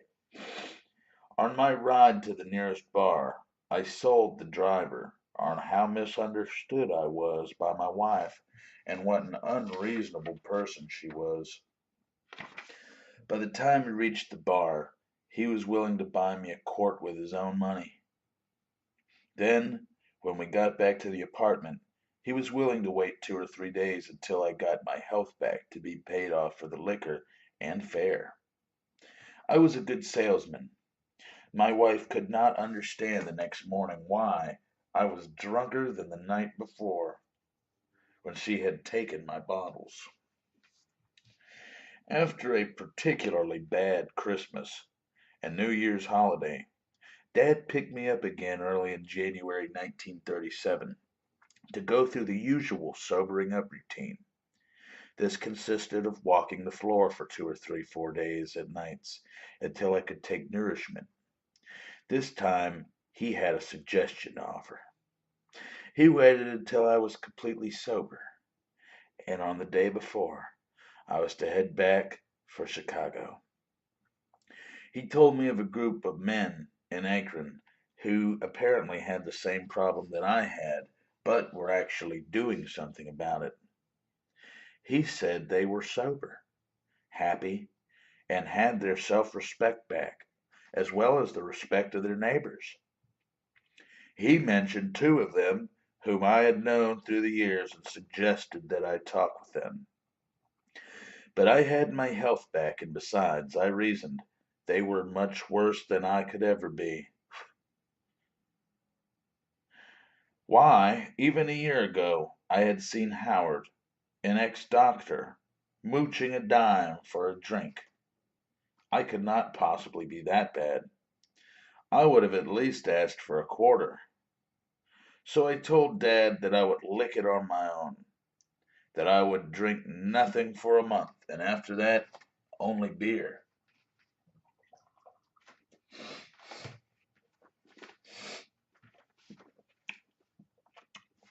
Several months later, Dad was back in Chicago to pick me up again. But this time, my attitude was entirely different. I could not wait to tell him that I wanted to help, that if these men in Akron had anything, I wanted it and would do anything to get it. I was completely licked by alcohol. I can still remember very distinctly getting into Akron about 11 p.m. and routing this same Howard out of bed to do something about me. He spent 2 hours with me that night telling me his story.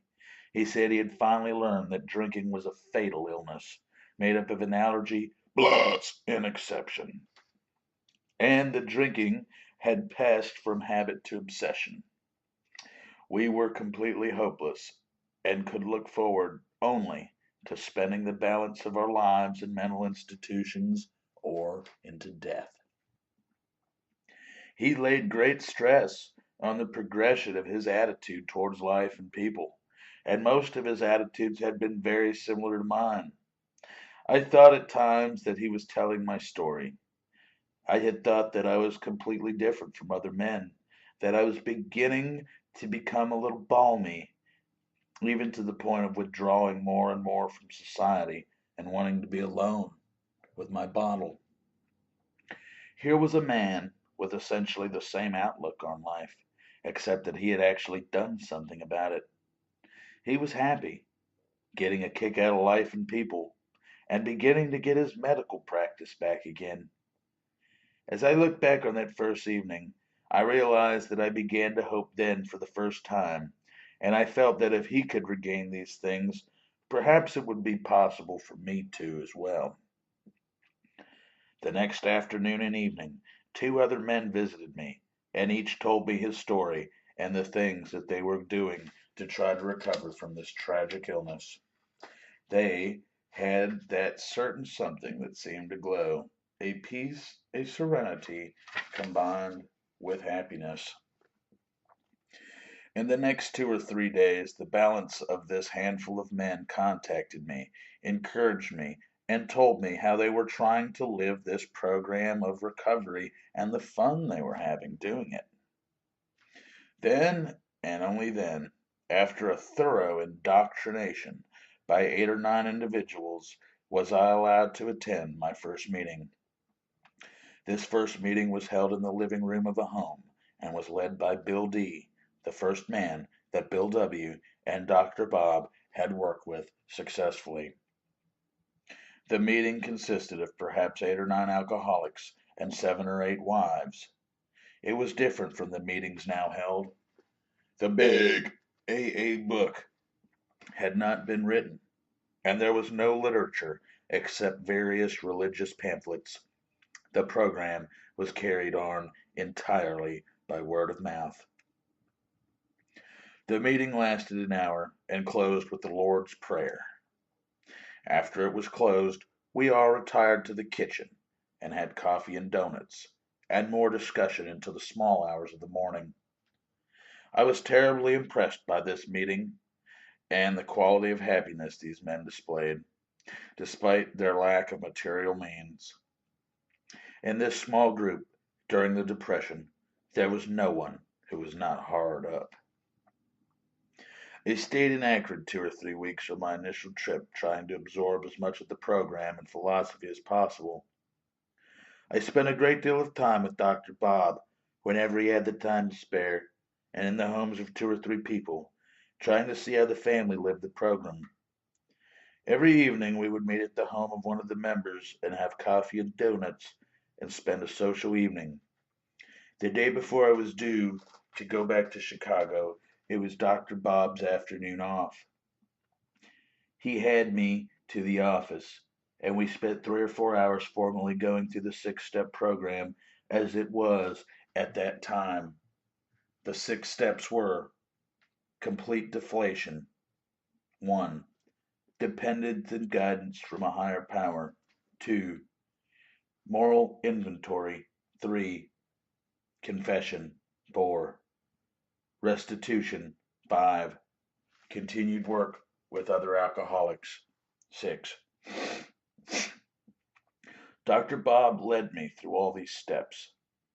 At the moral inventory, he brought up several of my bad personality traits or character defects, such as selfishness, conceit, jealousy, carelessness, intolerance, ill temper, sarcasm, and resentments.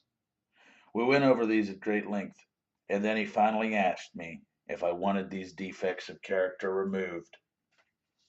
When I said yes, we both knelt at his desk and prayed, each of us asking to have these defects taken away. This picture is still vivid.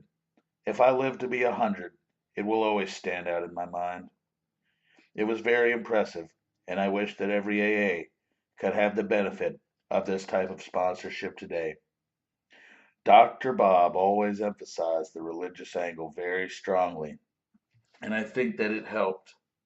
I know it helped me. Dr. Bob then led me through the restitution step, in which I made a list of all the persons I had harmed and worked out the ways and the means of slowly making restitution.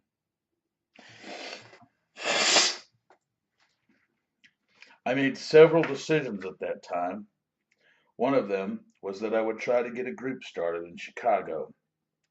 The second was that I would have to return to Akron to attend meetings at least every 2 months until I did get a group started in Chicago.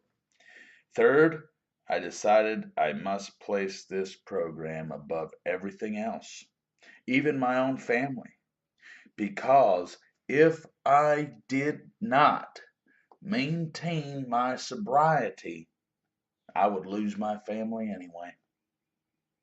If I did not maintain my sobriety, I would not have a job. If I did not maintain my sobriety, I would not have any friends left. I had few enough at that time. The next day I went back to Chicago and started a vigorous campaign among my so-called friends or drinking companions. Their answer was always the same. If they needed it at any time, they would surely get in touch with me. I went to the minister and a doctor whom I had still known, and they in turn asked me how long I had been sober. When I told them 6 weeks, they were polite and said that they would contact me in case they had anyone with an alcoholic problem. Needless to say, it was a year or more before they did contact me. On my trips back to Akron, to get my spirits recharged and to work with other alcoholics, I would ask Dr. Bob about this delay and wonder just what was wrong with me. He would invariably reply, "When you are right and the time is right, Providence will provide. You must always be willing and continue to make contacts." A few months after I made my original trip to Akron, I was feeling pretty cocky, and I didn't think my wife was treating me with proper respect now that I was an outstanding citizen. So I set out to get drunk deliberately, just to teach her what she was missing. A week later, I had gotten an old friend from Akron to spend 2 days sobering me up. That was my lesson, that one day I could not take the moral inventory and then file it away. The alcoholic has to continue to take inventory each day if he expects to get well and stay well. That was my only slip. It taught me a valuable lesson. In the summer of 1938, almost a year from the time I made my original contact with Akron, the man for whom I was working and who knew about the program approached me and asked if I could do anything about one of his salesmen who was drinking very heavily. I went to the sanitarium where this chap was incarcerated and found to my surprise that he was interested. He had been wanting to do something about his drinking for a long time, but did not know how. I spent several days with him, but I did not feel adequate to pass the program on to him by myself. So I suggested that he take a trip to Akron for a few weeks, which he did, living with one of the AA families there. When he returned, we had practically daily meetings from that time out. A few months later, one of the men who had been in touch with the group in Akron came to Chicago to live, and there were 3 of us who continued to have informal meetings quite regularly. In the spring of 1939, the big book was printed, and we had 2 inquiries from the New York office because of a 15-minute radio talk that was made. Neither one of the 2 was interested for himself. One, being a mother who wanted to do something for her son, I suggested to her that she should see the son's minister or doctor, and that perhaps he would recommend the AA program. The doctor, a young man, immediately took fire with the idea, and while he did not convince the son, he turned over 2 prospects who were anxious for the program. The 3 of us did not feel up to the job, and after a few meetings, we convinced the prospects that they too should go to Akron, where they could see an older group in action. In the meantime, another doctor in Evanston became convinced that the program had possibilities and turned over a woman to us to do something about. She was full of enthusiasm and also made the trip to Akron. Immediately on her return in the autumn of 1939, we began to have formal meetings once a week, and we have continued to do this and to expand ever since. Occasionally, it is accorded to a few of us to watch something fine grow from a tiny kernel into something of gigantic goodness. Such has been my privilege, both nationally and in my home city. From a mere handful in Akron, we have spread throughout the world. From a single member in the Chicago area, commuting to Akron, we now exceed 6,000. These last 18 years have been the happiness of my life. Trite though that statement may seem, 15 of those years I would have not enjoyed had I continued drinking. Doctors told me before I stopped that I only had 3 years at the outside to live. This latest part of my life has had a purpose, not in great things accomplished, but in daily living. Courage to face each day has replaced the fears and uncertainties of earlier years. Acceptance of things as they are has replaced the old impatient champing at the bit to conquer the world. I have stopped tilting at the windmills and instead have tried to accomplish the little daily tasks, unimportant in themselves, but tasks that are an integral part of living fully. Where derision, contempt, and pity were once shown me, I now enjoy the respect of many people. Where once I had casual acquaintance, all of whom were fair weather friends, I now have a host of friends who accept me for what I am. And over my AA years, I have made real, honest, sincere friendships that I shall always cherish. I'm rated as a mostly modest, successful man. My stock of material goods isn't great, but I have a fortune in friendships, courage, and self assurance, and honest appraisal of my own abilities. Above all, I have gained the greatest thing accorded to any man, the love and understanding of a gracious God, who has lifted me up from the alcoholic scrap heap into a position of trust where I've been able to reap the rich rewards that come from showing a little love for others and serving them as I can. 9. The Keys of the Kingdom. This worldly lady helped to develop AA at Chicago and thus passed her keys to many. A little more than 15 years ago, through a long and calamitous series of shattering experiences, I found myself being helplessly propelled towards total destruction. I was without power to change the course my life had taken. How I had arrived at this tragic impasse, I could have not explained to anyone. I was 33 years old and my life was spent. I was caught in a cycle of alcohol and sedation that was proving inescapable, and consciousness had become intolerable. I was a product of the post-war prohibition era of the Roaring Twenties, the age of the flapper and the it, girl, speakeasies, and the hip flask, the boyish bob and the drugstore cowboy, John Held Jr. and F. Scott Fitzgerald, all generally sprinkled with a patient pseudo-sophistication. To be sure, this had been a dizzy and confused interval, but most everyone else I knew had emerged from it with both feet on the ground and a fair amount of adult maturity. Nor could I blame my dilemma on my childhood environment. I couldn't have chosen more loving and conscientious parents. I was given every advantage in a well-ordered home. I had the best schools, summer camps, resort vacations, and travel. Every reasonable desire was possible of the attainment for me. I was quite strong and healthy, quite athletic. I experienced some of the pleasure of social drinking when I was 16. I definitely liked everything about alcohol, the taste, the effects, and I realize now that a drink did something for me or to me that was different from the way that it affected others.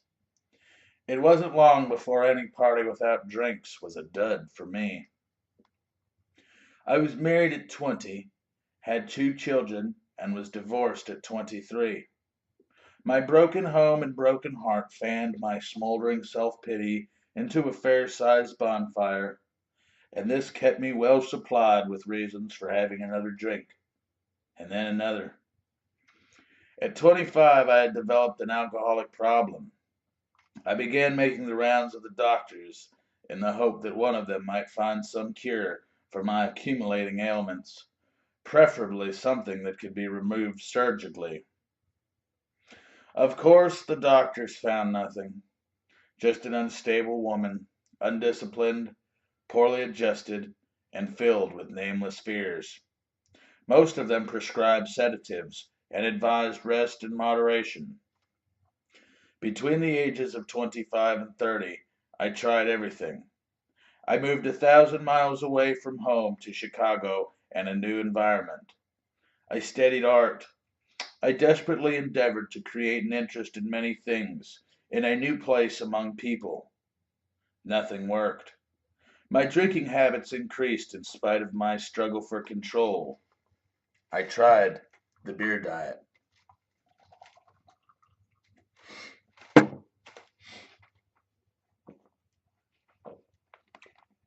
Then the wine diet.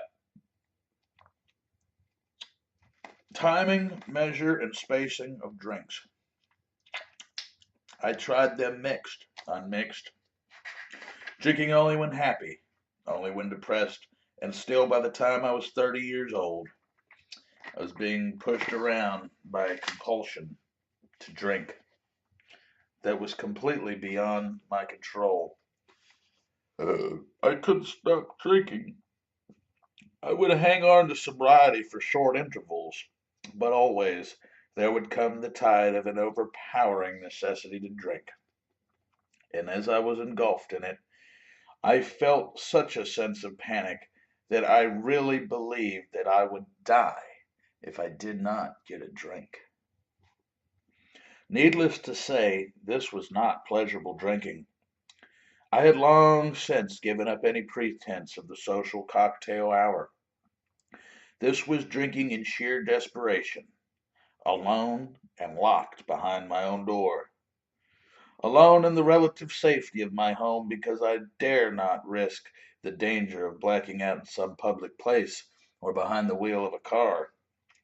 I could no longer gauge my capacity, and it might be the second or 10th drink that would erase my consciousness.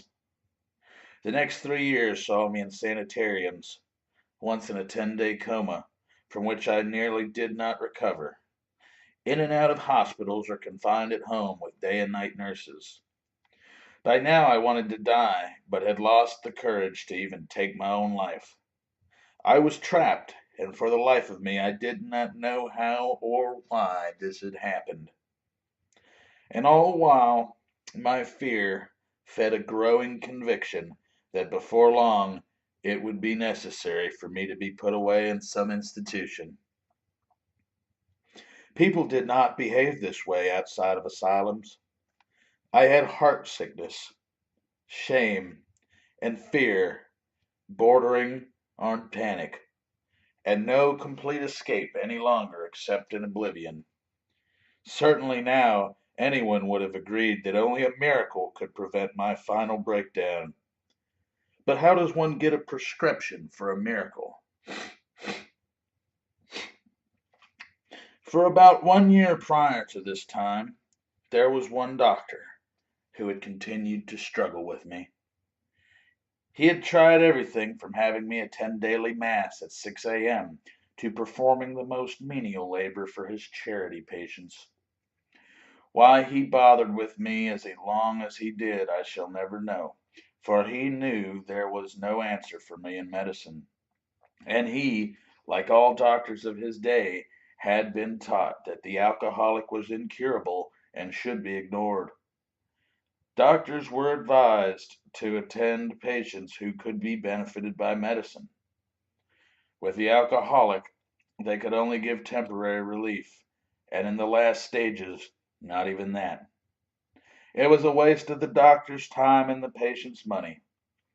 Nevertheless, there were a few doctors who saw alcoholism as a disease and felt that the alcoholic was a victim of something he had no control over. They had a hunch that there must be an answer for these apparently hopeless ones somewhere. Fortunately for me, my doctor was one of the enlightened. And then, in the spring of 1939, a remarkable book was rolled off a New York press with the title Alcoholics Anonymous. However, due to financial difficulties, the whole printing was, for a while, held up, and the book received no publicity, nor, of course, it was available in the stores, even if one knew it existed. But somehow my good doctor heard of this book. He had also learned about a little of the people responsible for its publication. He sent to New York for a copy, and after reading it, he tucked it under his arm and called me.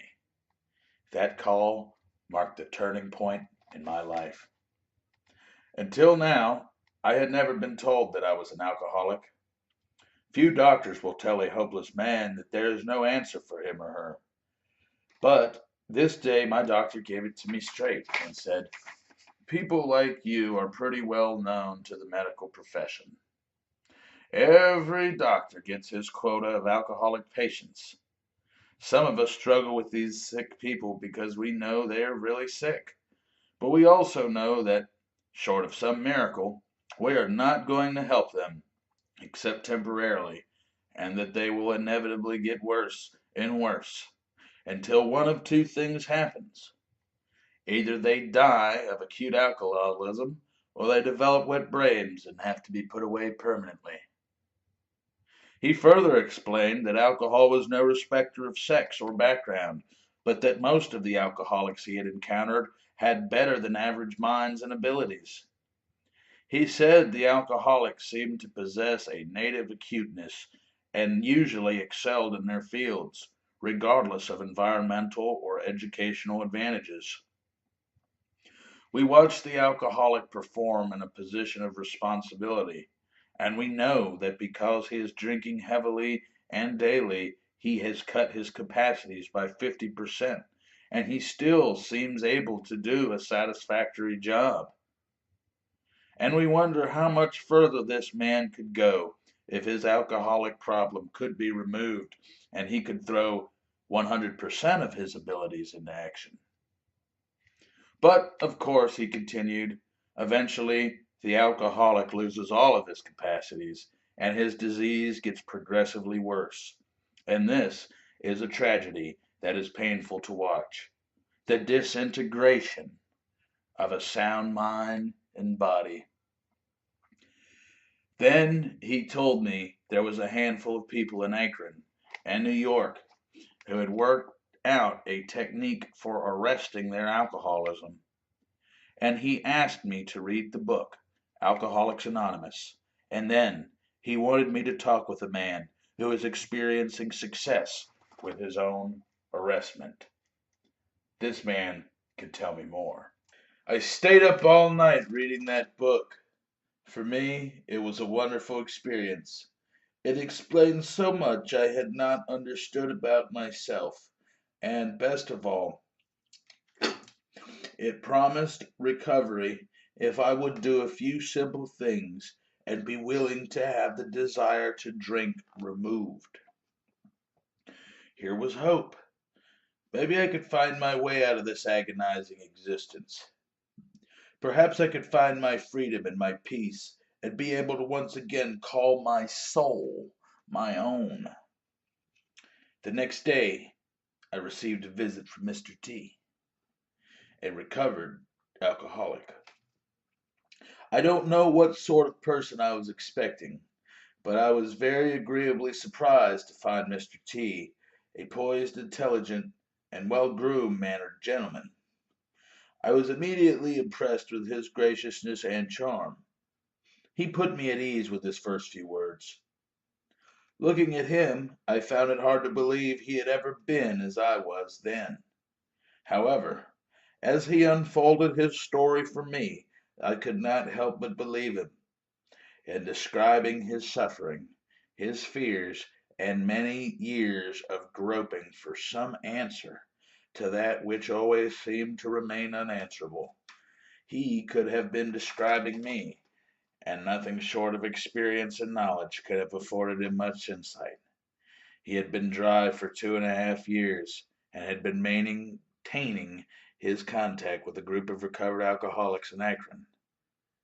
Contact with this group was extremely important to him. He told me eventually he hoped such a group would develop in the Chicago area, but that so far this has not been started. He thought it would be helpful for me to visit the Akron group and meet many like myself. By this time, with the doctor's explanation, the revelations contained in this book, and the hope-inspiring interviews with Mr. T, I was ready and willing to go to the ends of the earth, if that was what it took for me to find what these people had. So I went to Akron and also to Cleveland, and I met more recovered alcoholics. I saw in these people a quality of peace and serenity that I knew I must have for myself. Not only were they at peace with themselves, but they were getting a kick out of life, such as one seldom encounters except in the very young. They seemed to have all the ingredients for successful living: philosophy, faith, a sense of humor.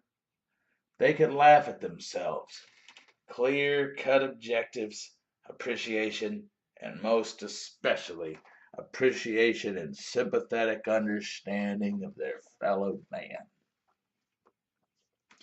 Nothing in their lives took precedence over their need, their response to call for help for some alcoholic in need. They would travel miles and stay up all night with someone they had never laid eyes on before, and think nothing of it.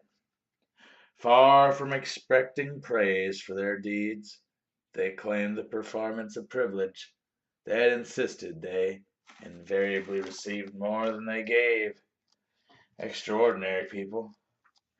I didn't dare hope I might find for myself all that these people had found, but if I could acquire some small part of their intriguing quality of living and sobriety, that would be enough. Shortly after our return to Chicago, my doctor, encouraged by the results of my contact with AA, sent us 2 more of his alcoholic patients. By the latter part of September 1939, we had a nucleus of 6 and held our first official group meeting. I had a tough pull back to normal good health. It had been so many years since I had not relied on some artificial crutch, either alcoholics or sedatives. Letting go of everything at once was both painful and terrifying. I could never have accomplished this alone. It took the help, understanding, and wonderful companionships that was given so freely to me by ex-alky friends. This and the program of recovery embodied in the 12 steps. In learning to practice these steps in my daily living, I began to acquire faith and a philosophy to live by. Whole new vistas were opened up for me, and avenues of experience to be explored, and life began to take on color and interest. In time, I found myself looking forward to each new day with a pleasurable anticipation. AA is not a plan for recovery that can be finished and done with.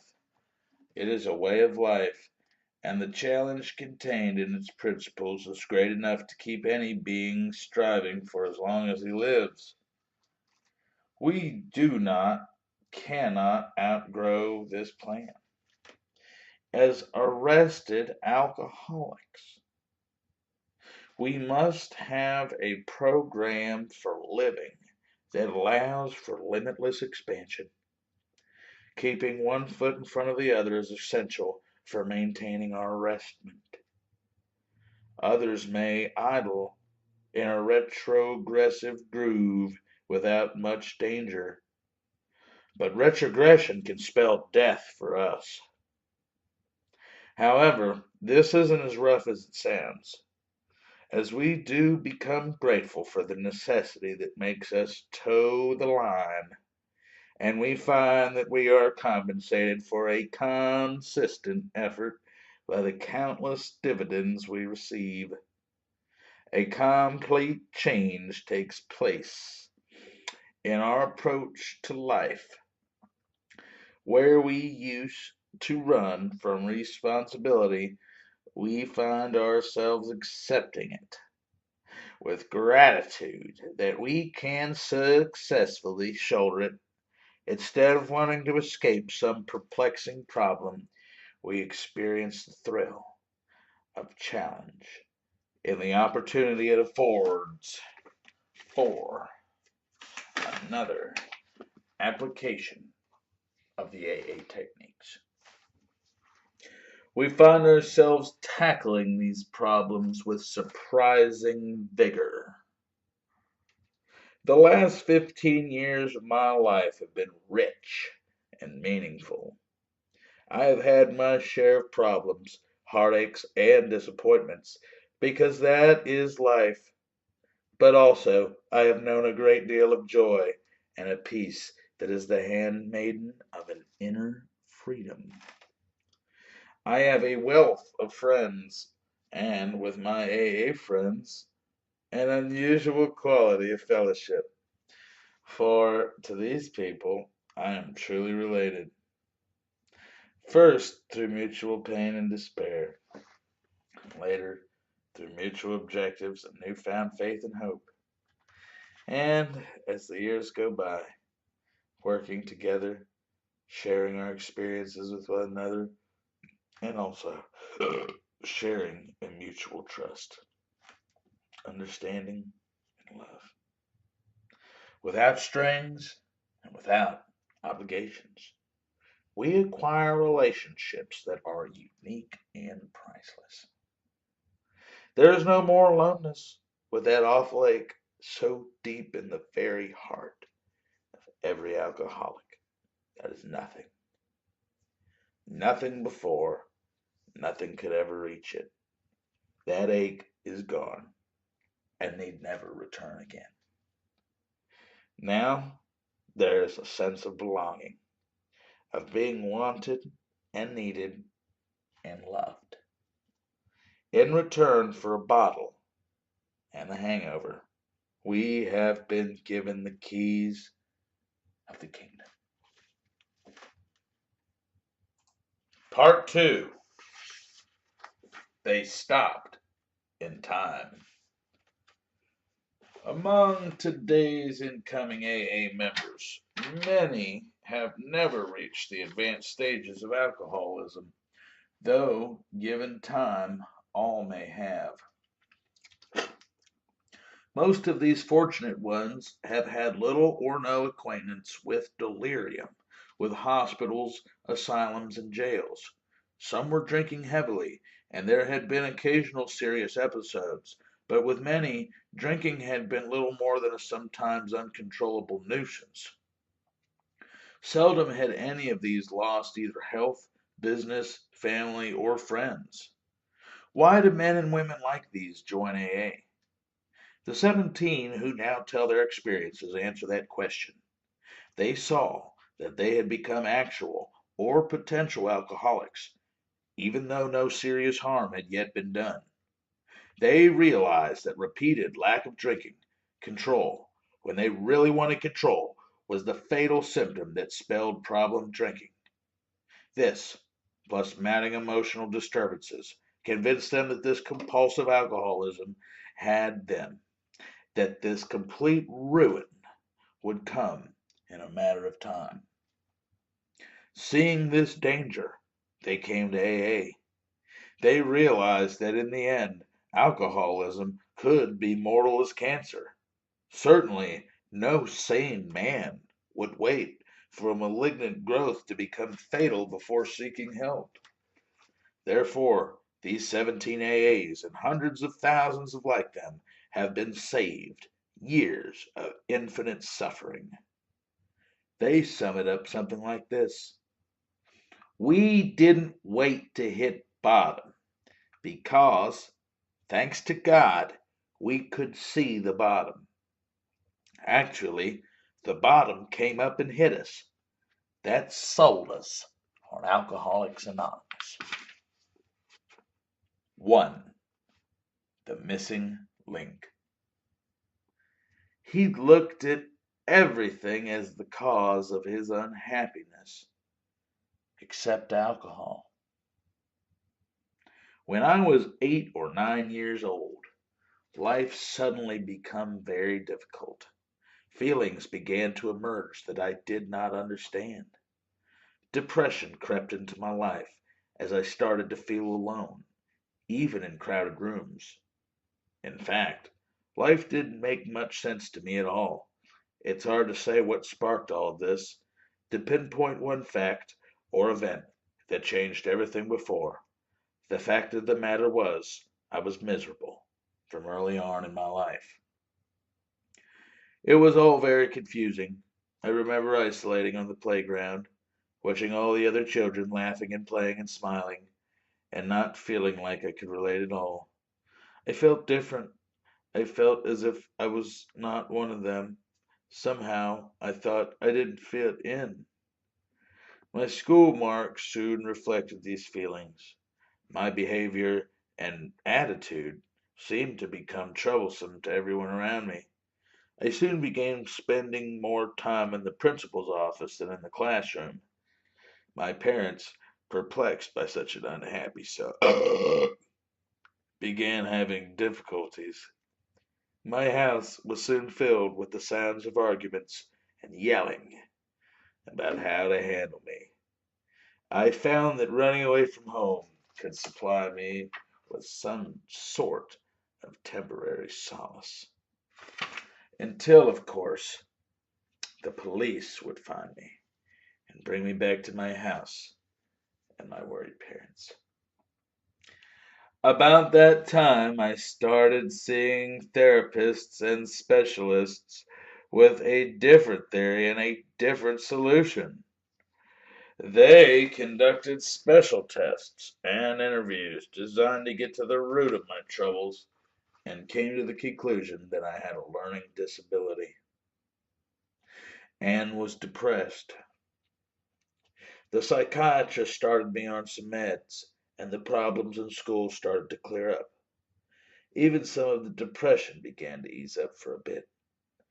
However, something still seemed fundamentally wrong. Whatever the problem, I soon found what appeared to be the solution to everything. At age 15, I traveled with my family to Israel. My brother was to be bar mitzvahed atop Masada. There was no legal drinking age, so I found it quite easy to walk into a bar and order a drink. New Year's Eve fell in the middle of the trip, and since the Jewish calendar celebrates a different New Year than the Gregorian calendar, the only celebration was being held in the American sector of the university. I got drunk for the first time that night. It changed everything. A stop at a local bar began the evening. I ordered a beer from the waitress, and as I took the first sip,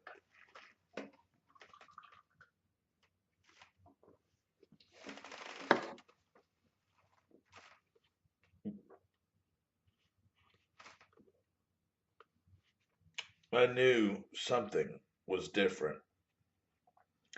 I looked around me at all the people who were drinking and dancing, smiling and laughing, all of whom were much older than I.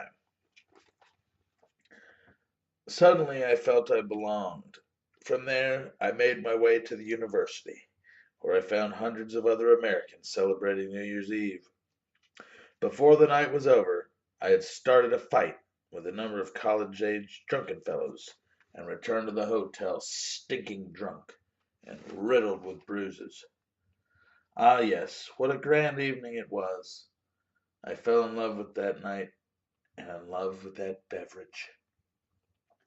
Returning to the States, I was determined to continue my newfound love affair.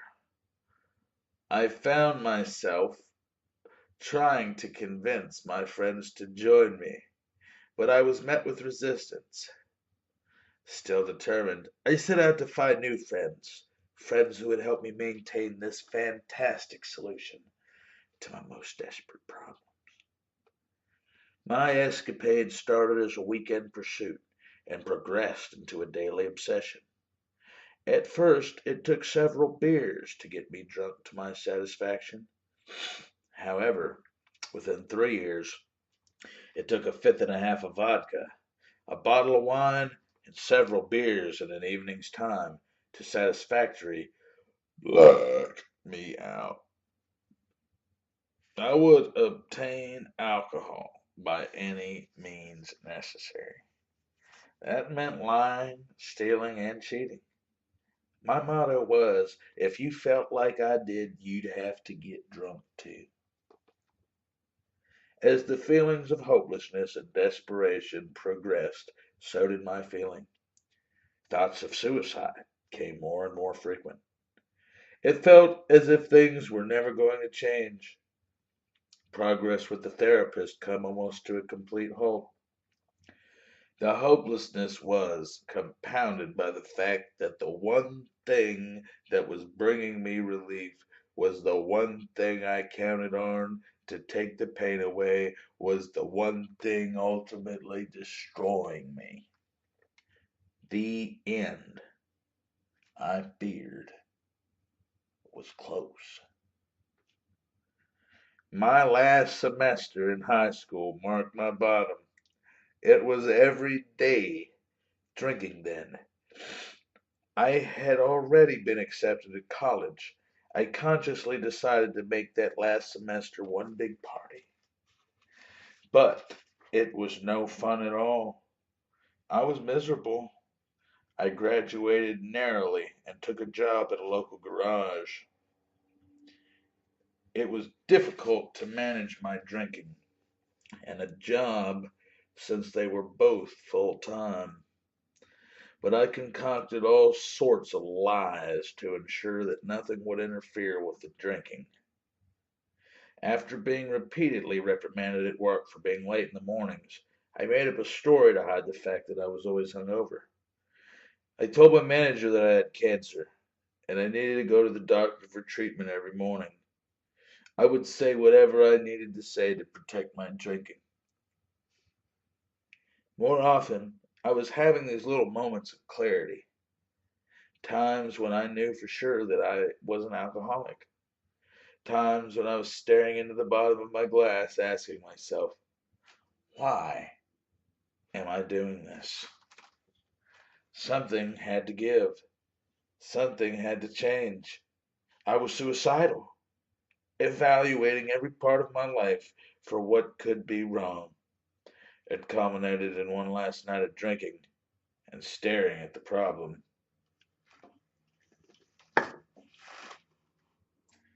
It made me sick to think about it, and even sicker to continue drinking it away. I was forced to look at my drinking as the chief suspect. The next day I went to work, late as usual, and all day long I could not stop thinking about this very real problem. I could go no further. What was happening to me? Therapy had not fixed my life. All those sessions, I was still miserable. I might as well just kill myself. I'll drink my way into oblivion. In one last desperate fight for a solution, I reviewed my life, searching for the missing link. I had left out some crucial bit of information that would lead to a breakthrough, making it possible for the life to become just a little more bearable. But no, there was nothing except for my drinking. The next morning, I went to see my therapist. I told him I decided to quit therapy because after 8 years it wasn't working. I decided to tell him how I had been searching through my life for that missing link and had come up with the only thing I had ever told him, that I drank. He began asking me questions. He asked about quantities, frequency, what I drank. Before he was even halfway through, I broke down and began sobbing. I cried, "Do you think I have a problem with drinking?" He replied, "I think that is quite obvious." Then I asked him, "Do you think I'm an alcoholic?" And then he answered, "You are going to have to find out for yourself." He pulled a list of Alcoholics Anonymous meetings out of his desk. He had already highlighted the young people's meetings. He told me to go home and not drink at all for the rest of the day. He would call me at 9 p.m. and wanted to hear if I hadn't taken a drink. It was rough, but I went home and locked myself in my room, sweating it out until he called. He asked if I had a drink.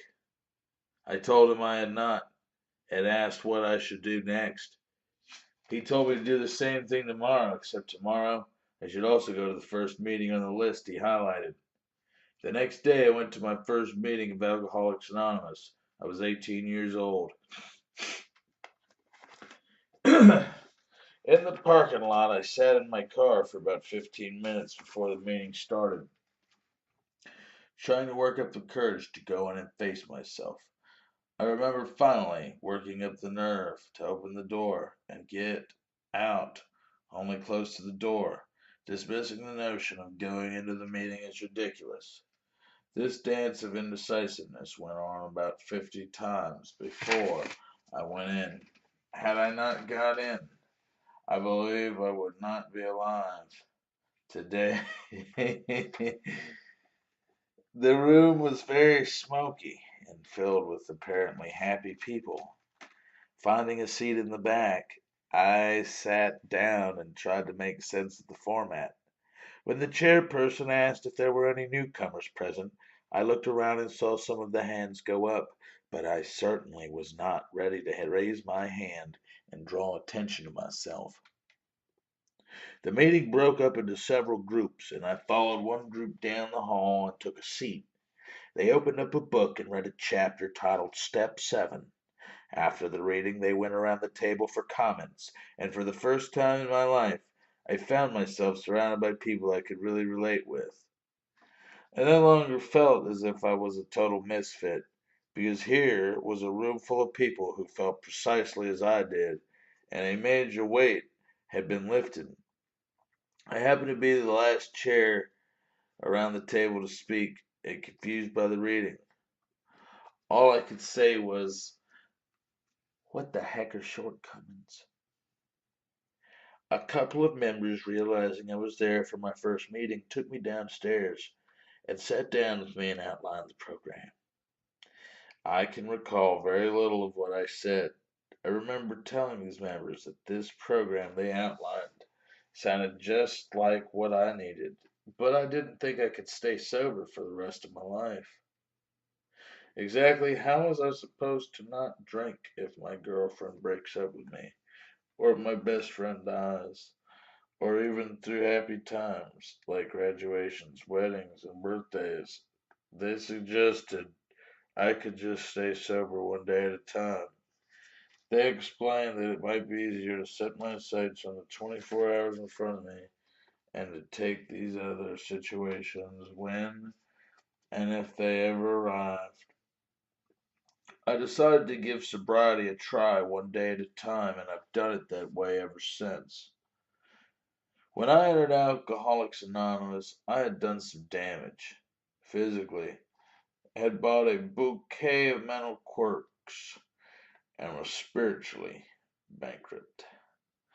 I knew I was powerless over alcohol and that I needed to be open minded towards what people suggested for recovery. However, when it came to spirituality, I fought it nearly every step of the way.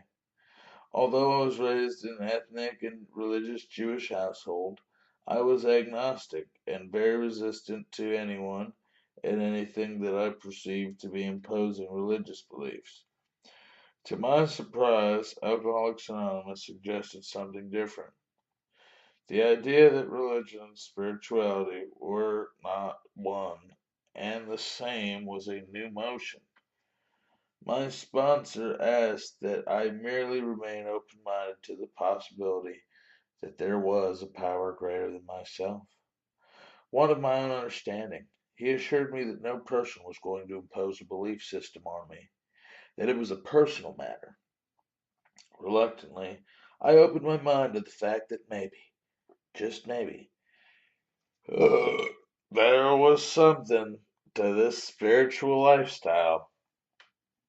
Slowly but surely, I realized that there was indeed a power greater than myself, and I soon found myself with a full-time God in my life and following a spiritual path that didn't conflict with my own personal religious convictions. Following the spiritual path made a major difference in my life. It seemed to fill that lonely hole that I used to fill with alcohol. My self-esteem improved dramatically, and I knew happiness and serenity as I had never known it before. I started to see the beauty and usefulness of my own existence, and tried to express my gratitude through helping others in whatever ways I could.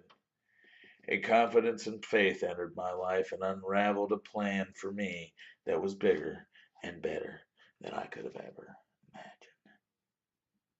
It was not easy, and it ain't never been easy, but it gets so much better.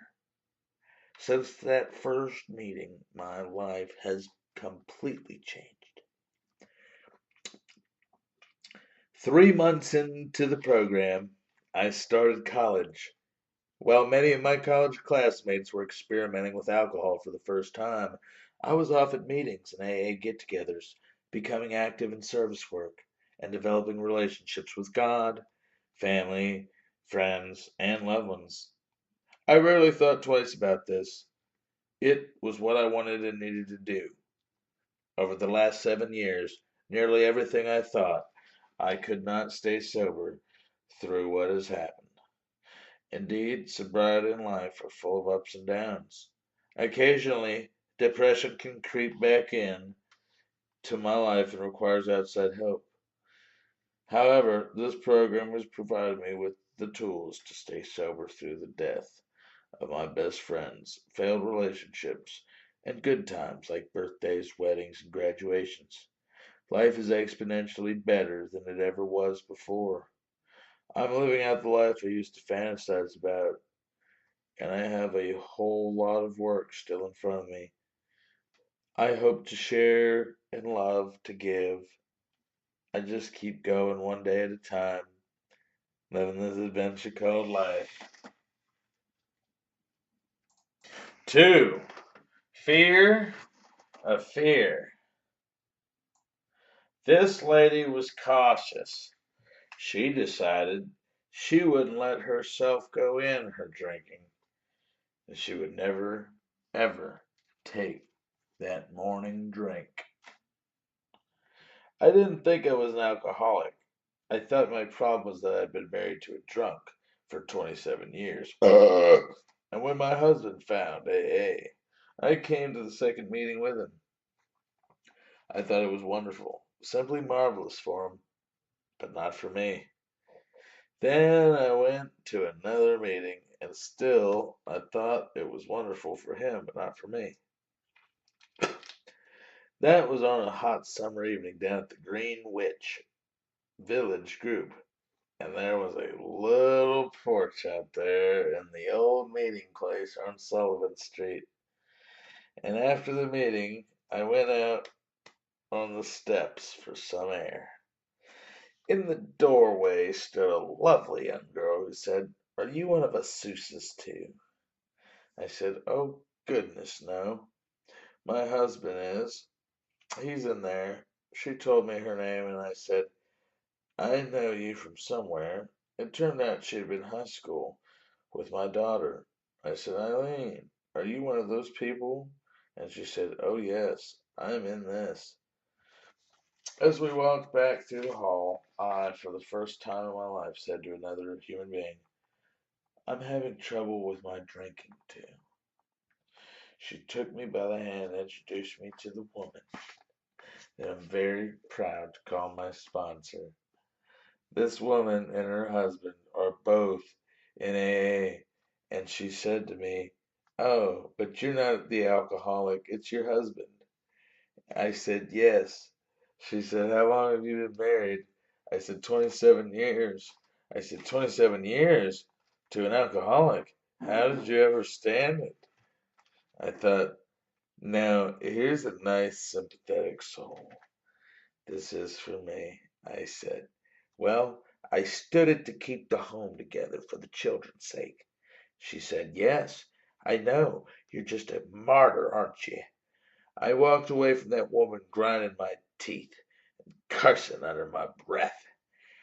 Fortunately, I didn't say a word to George on the way home, but that night I tried to go to sleep, and I thought, "You're some martyr, Jane.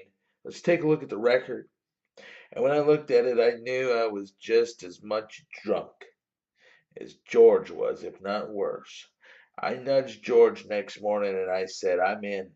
He said, "Oh, I knew you'd make it." I started drinking 30 years ago, right after I was married. My first drinking spree was on corn liquor, and I was allergic to it, believe me. I was deathly sick every time I took a drink. But we had to do a lot of entertaining. My husband liked to have a good time. I was very young and I wanted to have a good time too. The only way I knew to do it was drink along with him. I got into terrific trouble with my drinking, and I was afraid, and I had made up my mind that I would never get drunk. So I watched and careful. We had a small child, and I loved her dearly, so that he held me back quite a bit in my drinking career. Even so, every time I drank, I seemed to get in trouble. I always wanted to drink too much, so I was watchful, always watchful, counting my drinks. If we were invited to a formal party and I knew they were only going to have one or two drinks, I wouldn't have any. I was being very cagey because I knew that if I did take one or two, I may want to have five or six or seven or eight. I did stay fairly good for a few years, but I wasn't happy, and I didn't ever let myself go in my drinking.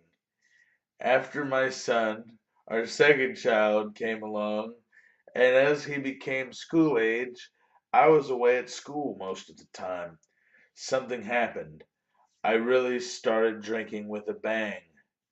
I never went to the hospital, and I never lost a job. I was never in jail, and unlike many others, I never took a drink in the morning. I needed a drink, but I was afraid to drink the morning drink because I didn't want to be a drunk. I become a drunk anyway, but I was scared to death to take that morning drink. I was accused of it many times when I went to play bridge in the afternoon. I never really did take a morning drink, even though I was woozy from the night before. I should have lost my husband, and I think that the only fact that he was an alcoholic too kept us together. No one else would have stayed with me. Many women would have reached the stage that I had reached in my drinking and have lost husbands, children, homes, everything they hold dear. I have been very fortunate in many ways. The important thing I lost was my own self-respect. I could feel fear coming into my life. I couldn't face people. I couldn't look them straight in the eyes. Although I'd always been a self-possessed brazen person, I'd brazen out anything. I lied like a trooper to get out of many scapes. But I felt a fear coming into my life, and I couldn't cope with it. I got so that I hid quite a bit of the time. So much I wouldn't answer the phone and stayed by myself as much as I could. I noticed that I was avoiding all my social friends except for my bridge club. I couldn't keep up with any of my other friends, and I wouldn't go to anyone's house unless I knew they drank as heavily as I did. I never knew it was the first drink that did it. I thought I was losing my mind when I realized I could not stop drinking. That frightened me terribly. George tried many times to go on the wagon. If I had been sincere in what I thought I wanted more than anything else in life, a sober husband and a happy, contented home, I would have gone on the wagon with him. I did try for a day or two, but something would always come up that would throw me. It would be a little thing, the rugs being crooked, or any silly little thing that I'd think was wrong. And off I'd go, drinking and sneaking my drinks. I had bottles hid all over the apartment. I didn't think my children knew about it, but I found out they did. It's surprising how we think we fool everyone in our drinking. I reached a stage where I could not go into my apartment without taking a drink. It didn't bother me anymore whether George was drinking or not. I had to have liquor. Sometimes I would lie on the bathroom floor, deathly sick, praying I would die, and praying to God, as I had always prayed to Him when I was drinking, "Dear God, get me out of this one, and I'll never do it again." And then I'd say, "God, don't pay any attention to me. You know I'll do it tomorrow, the very same thing." I used to make excuses to try and get George off the wagon. I'd get so fed up with drinking alone and bearing the burden of the guilt all by myself that I'd egg him on to drink to get started again. And then I'd fight with him because he had started. And the whole merry-go-round would be on again. And he, poor dear, didn't know what was going on. He used to wonder why he'd spot one of my bottles around the house, how he could have overlooked that particular bottle. I myself didn't know all the places I had them hidden. We have only been in AA a few years, but now we're trying to make up for lost time. 27 years of confusion is what my early married life was. Now the picture has changed completely. We have faith in each other, trust in each other, and understanding. AA has given us that. It has taught me so many things. It has changed my thinking entirely about everything I do. I can't afford resentments against anyone because they are the buildup of another drunk. I must live and let live and think that one important word means so much to me. My life was always act and react. I never stopped to think. I just didn't give a whoop about myself or anyone else. I try to live our program as it has been outlined to me, one day at a time. I try to live today so that tomorrow I won't be ashamed when I wake up in the morning. In the old days, I hated to wake up and look back at what last night had been like. I never could face it the next morning, and unless I had some rosy picture of what was going to happen that day, I wouldn't even feel like getting up at all. I wasn't really living. Now I feel so gratefully not only for my sobriety, which I try to maintain day by day, but I'm also grateful for the ability to help others. I never thought I could be useful to anyone except my husband and my children, and perhaps a few friends. But AA has shown me that I can help other alcoholics. Many of my neighbors devoted time to volunteer work. There was one woman especially, and I'd watch her from my window every morning, leaving faithfully to go to the hospital in the neighborhood. I said to her one day, when I met her on the street, "What sort of volunteer work do you do?" I said, she told me it was simple. I could have done it very easily. She said, "Why don't you do it too?" I said, "I'd love to." She said, "Suppose I put your name down as a volunteer, even if you can only help 1 or 2 days." But then I thought, well, now wait. How will I feel next Tuesday? How will I feel next Friday, if I even make it to Friday?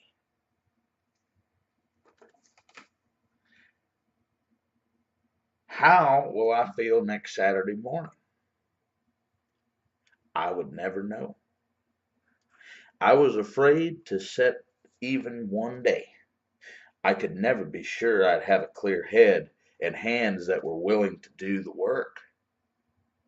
So I never did any volunteer work, and I felt depleted, whipped. At the same time, I certainly had the capability, but I'd never done a thing. I am trying now, each day, to make up for all those selfish, thoughtless, and foolish things I did in my drinking days. I hope that I never forget to be grateful. Chapter 3: The Housewife Who Drank at Home. She hid her bottles in clothes hampers and dresser drawers. In 8A, she discovered she had lost nothing and found everything. My story to be a particular kind of woman's story, the story of the woman who drinks at home. When I had to be at home, I had 2 babies. When alcohol took me over, my bar was my kitchen, my living room, my bedroom, and the back bedroom, and the 2 laundry hamsters. At one time, the admission that I was and am an alcoholic meant shame, defeat, and failure to me. But in the new light of understanding that I have found in AA, I have been able to interpret that defeat and that failure and that shame as seeds of victory. Because it was only through feeling defeat and feeling failure, the inability to cope with my life and with alcohol, that I was able to surrender and accept to the fact that I had this disease and that I had to learn to live again without alcohol. I was never a very heavy social drinker, but during a period of particular stress and strain about 13 years ago, I resorted to using alcohol in my home alone as a means of temporary release and of getting a little extra sleep. I had problems. We all have them. I thought a little brandy or a little wine now and then could certainly hurt no one. I don't believe when I started that I even had in mind the thought that I was drinking. I had to sleep. I had to clear my mind and free it from worry. I had to relax. But from 1 or 2 drinks, of an afternoon or evening, my intake mounted, and mounted fast. It wasn't long before I was drinking all day. I had to have that wine.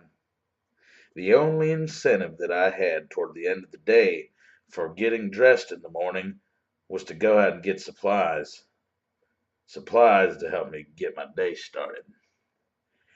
But the only thing that got started was my drinking. I should have realized that alcohol was getting a hold of me when I started to become secretive in my drinking. I began to have supplies on hand for the people who might come in. And of course, a half empty bottle wasn't worth keeping. So I finished it up and naturally had to get more right away for the people who might come in unexpectedly.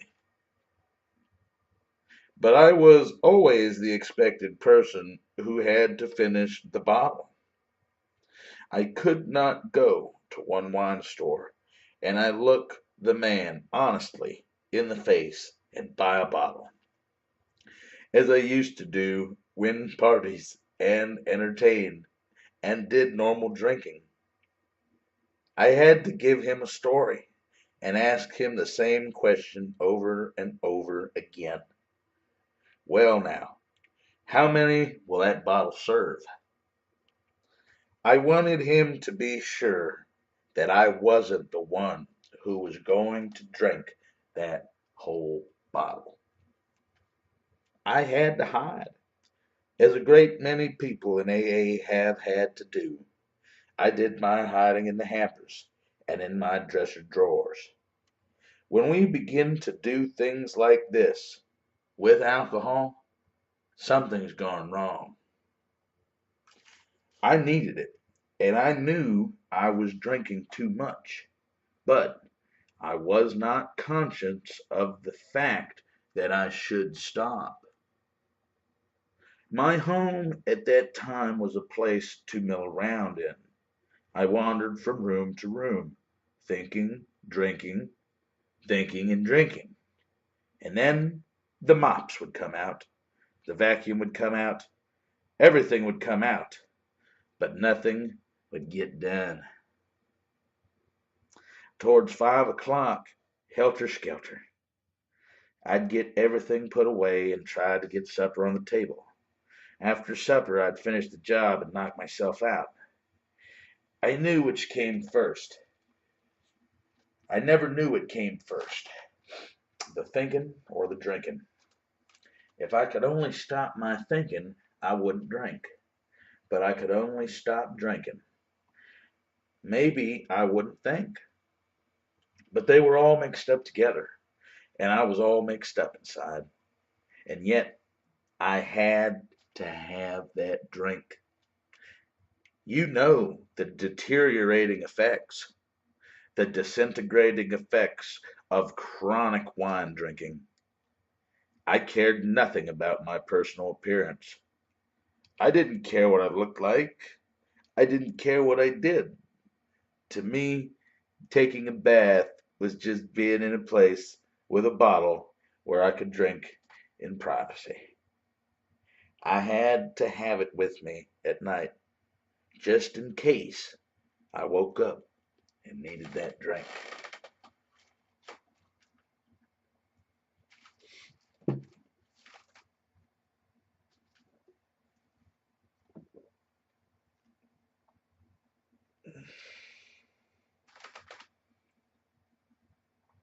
How I ran my home, I don't know.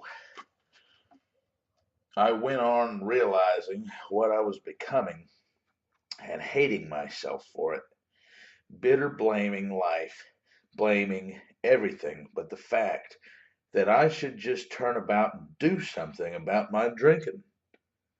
Finally, I didn't even care. I was beyond caring.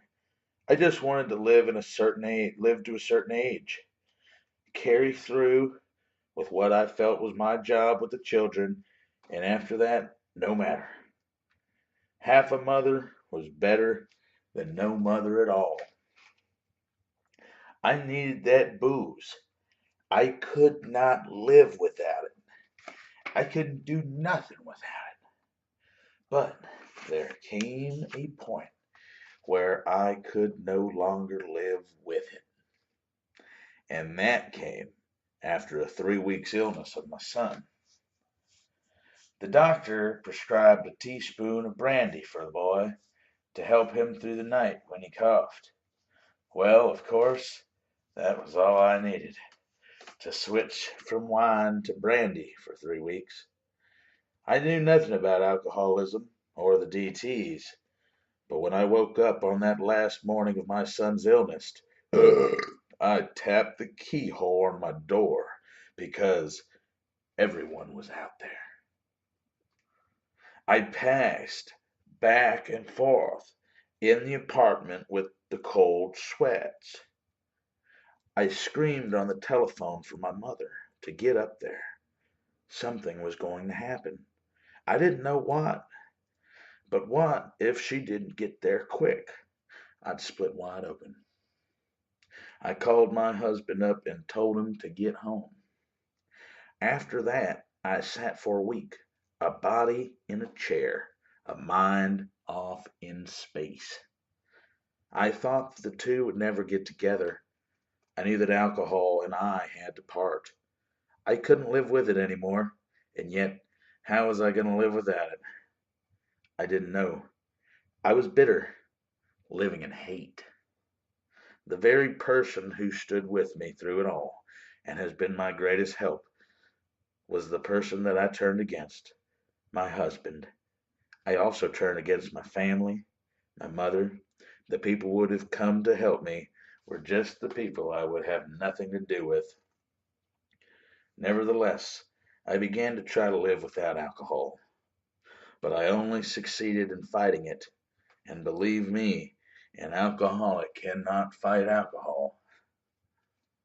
I said to my husband, I'm going to try to get interested in something outside and get myself out of this rut I'm in. I thought I was going out of my mind. If I didn't have a drink, I had to do something. I became one of the most active women in the community, what with PTA, other community organizations, and drives. I'd go into an organization, and it wasn't long before I was on the committee. And then I was chairman of the committee. And if I was in a group, I'd soon be treasurer or secretary of the group. But I wasn't happy. I became a Jekyll and Hyde person. As long as I worked, as long as I got out, I didn't drink. But I had to get back to that first drink somehow. And when I took that first drink, I was off on the merry-go-round. And it was my home that suffered. I figured I'd be all right if I could find something I liked to do. So when the children were in school from 9 to 3, I started up a nice little business and was fairly successful in it, but not happy. Because I found that everything I turned to became a substitute for drinking. And when all of life is a substitute for drinking, there's no happiness, no peace. I still had to drink. I still needed that drink. Mere cessation from drinking is simply not enough for the alcoholic, while the need for that drink goes on. So I switched to beer.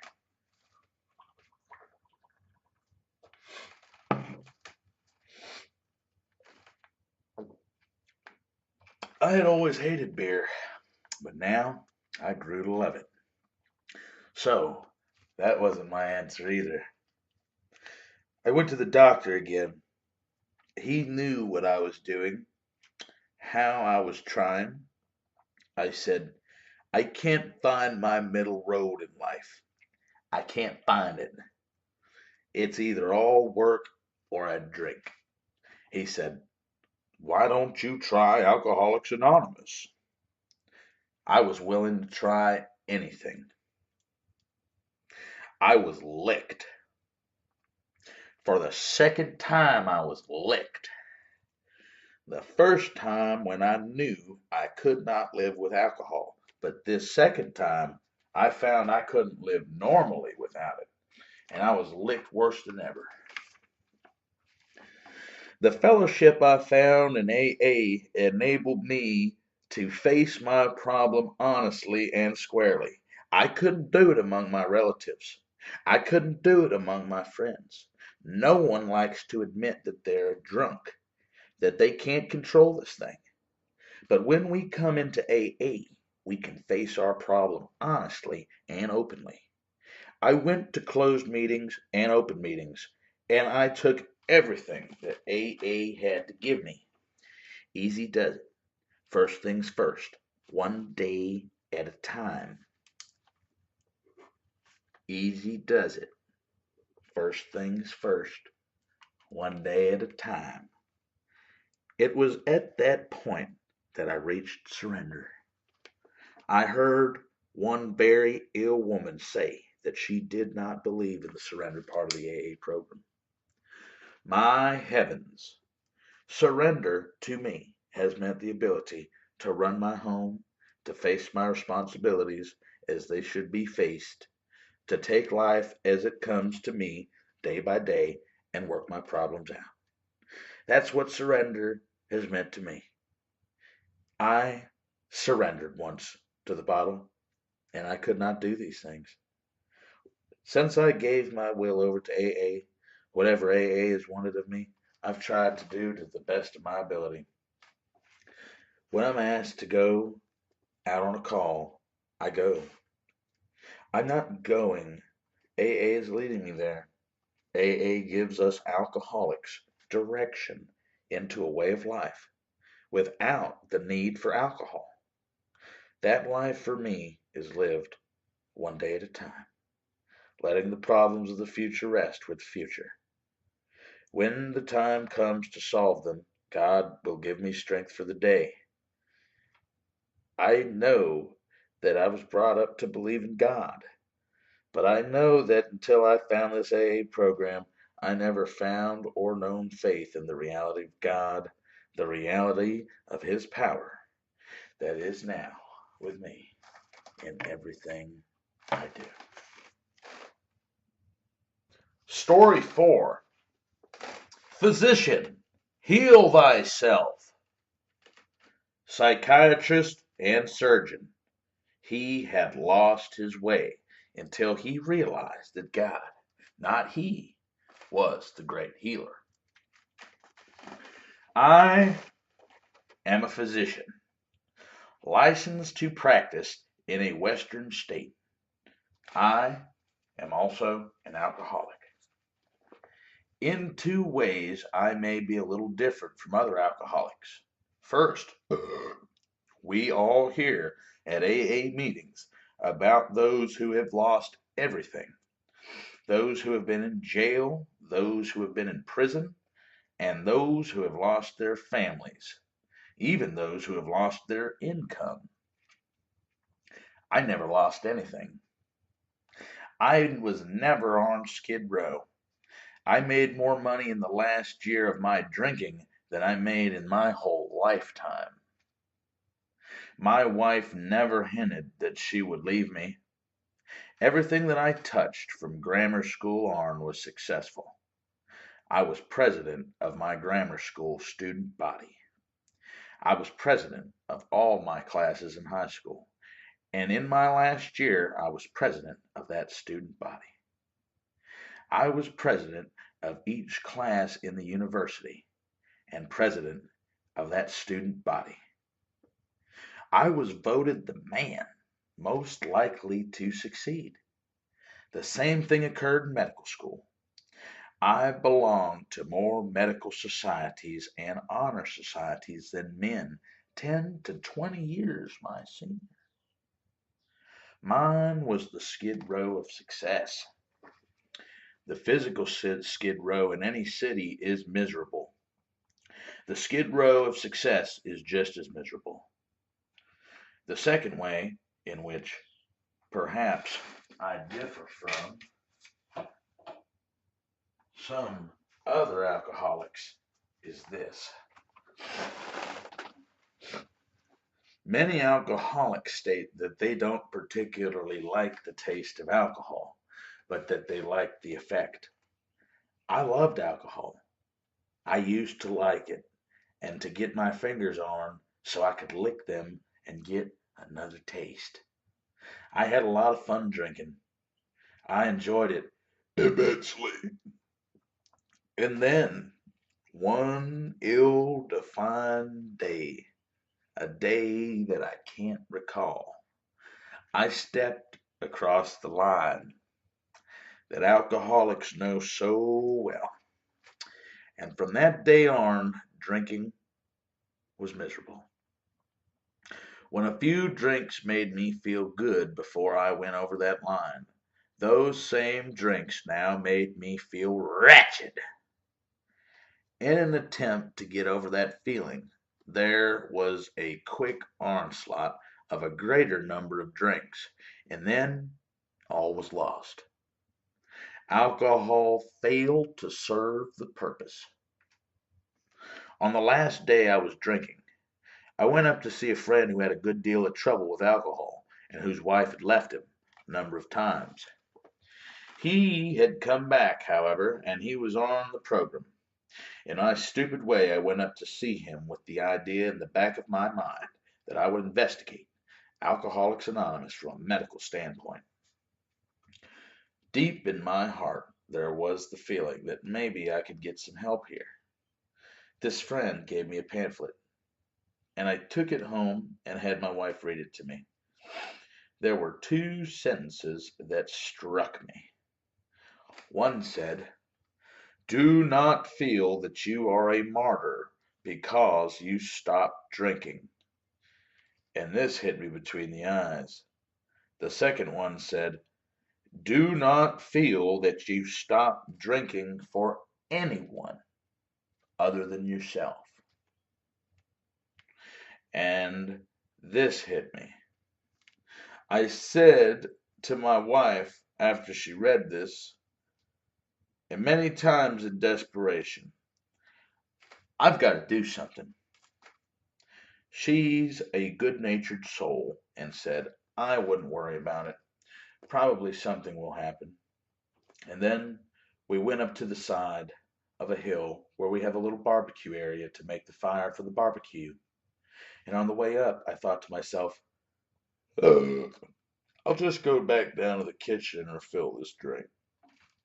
And just then, something happened.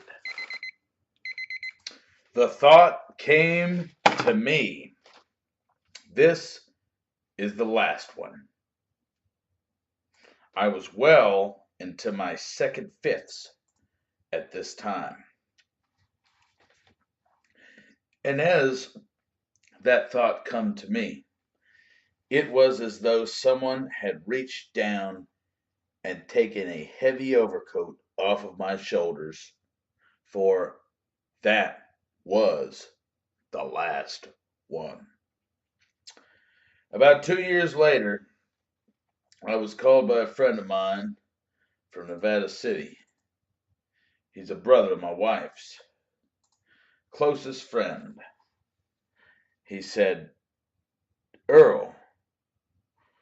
And I said, "Yes." He said, "I'm an alcoholic. What do I do?" And I gave him some idea of what you do. And so I made my first 12-step call before I ever come into the program. The satisfaction I got from giving him a little of what I had read in those pamphlets far surpassed any feeling that I had ever had before in helping my patients. So I decided that I would go to my first meeting. I was introduced as a psychiatrist. I don't belong to the American Psychiatric Society, but I don't practice psychiatry as much. I am a surgeon. As someone in AA said to me once upon a time, there is nothing worse than a confused psychiatrist. I will never forget the first meeting that I attended. There were 5 people present, including me. At one end of the table sat the community butcher. At the other side of the table sat one of the carpenters in our community, and at the farther end of the table sat a man who ran the bakery, while on one side sat my friend. He was a mechanic. I recall, as I walked into that meeting, saying to myself, here I am, a fellow of the American College of Surgeons, a fellow of the International College of Surgeons, a diplomat of one of the greatest specialty boards in these United States of America, and a member of the American Psychiatric Society. And I have to go to the butcher, the baker, and the carpenter to help make a man out of me. Something else happened to me.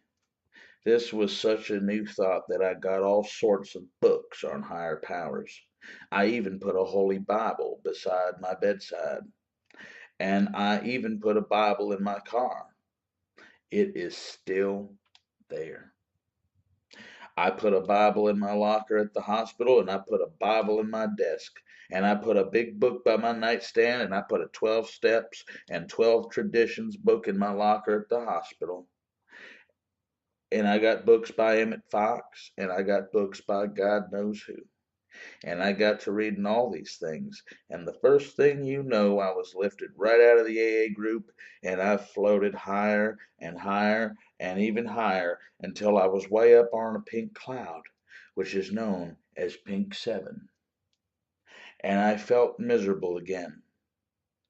So I thought to myself, I might as well just be drunk, as well as feel like this. So I went to Clark, the community butcher, and I said, Clark, what is the matter with me? I don't feel right. I've been on this program for 3 months, and I feel terrible. He said, Earl, why don't you come on over and let me talk to you for a minute? So he sat and gave me a cup of coffee and a piece of cake, and sat me down and said, why, there's nothing wrong with you. You've been sober for 3 months, been working hard. You've been doing all right. But then he said, let me say something to you. We have here in this community an organization that helps people, and this organization is known as Alcoholics Anonymous. Why don't you join it? I said, what do you think I've been doing? Well, he said, you've been sober, but you've been floating way up on a cloud somewhere. Why don't you go home and get the big book and open it at page 58 and see what it says?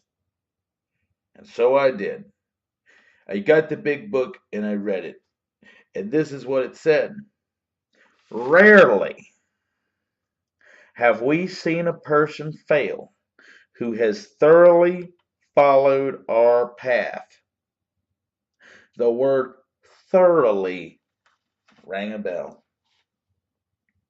And it went on to say, half measures availed nothing.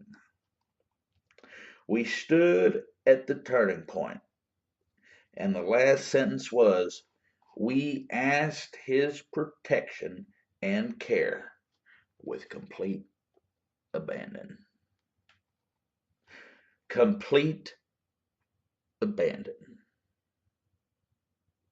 Half measures availed us nothing.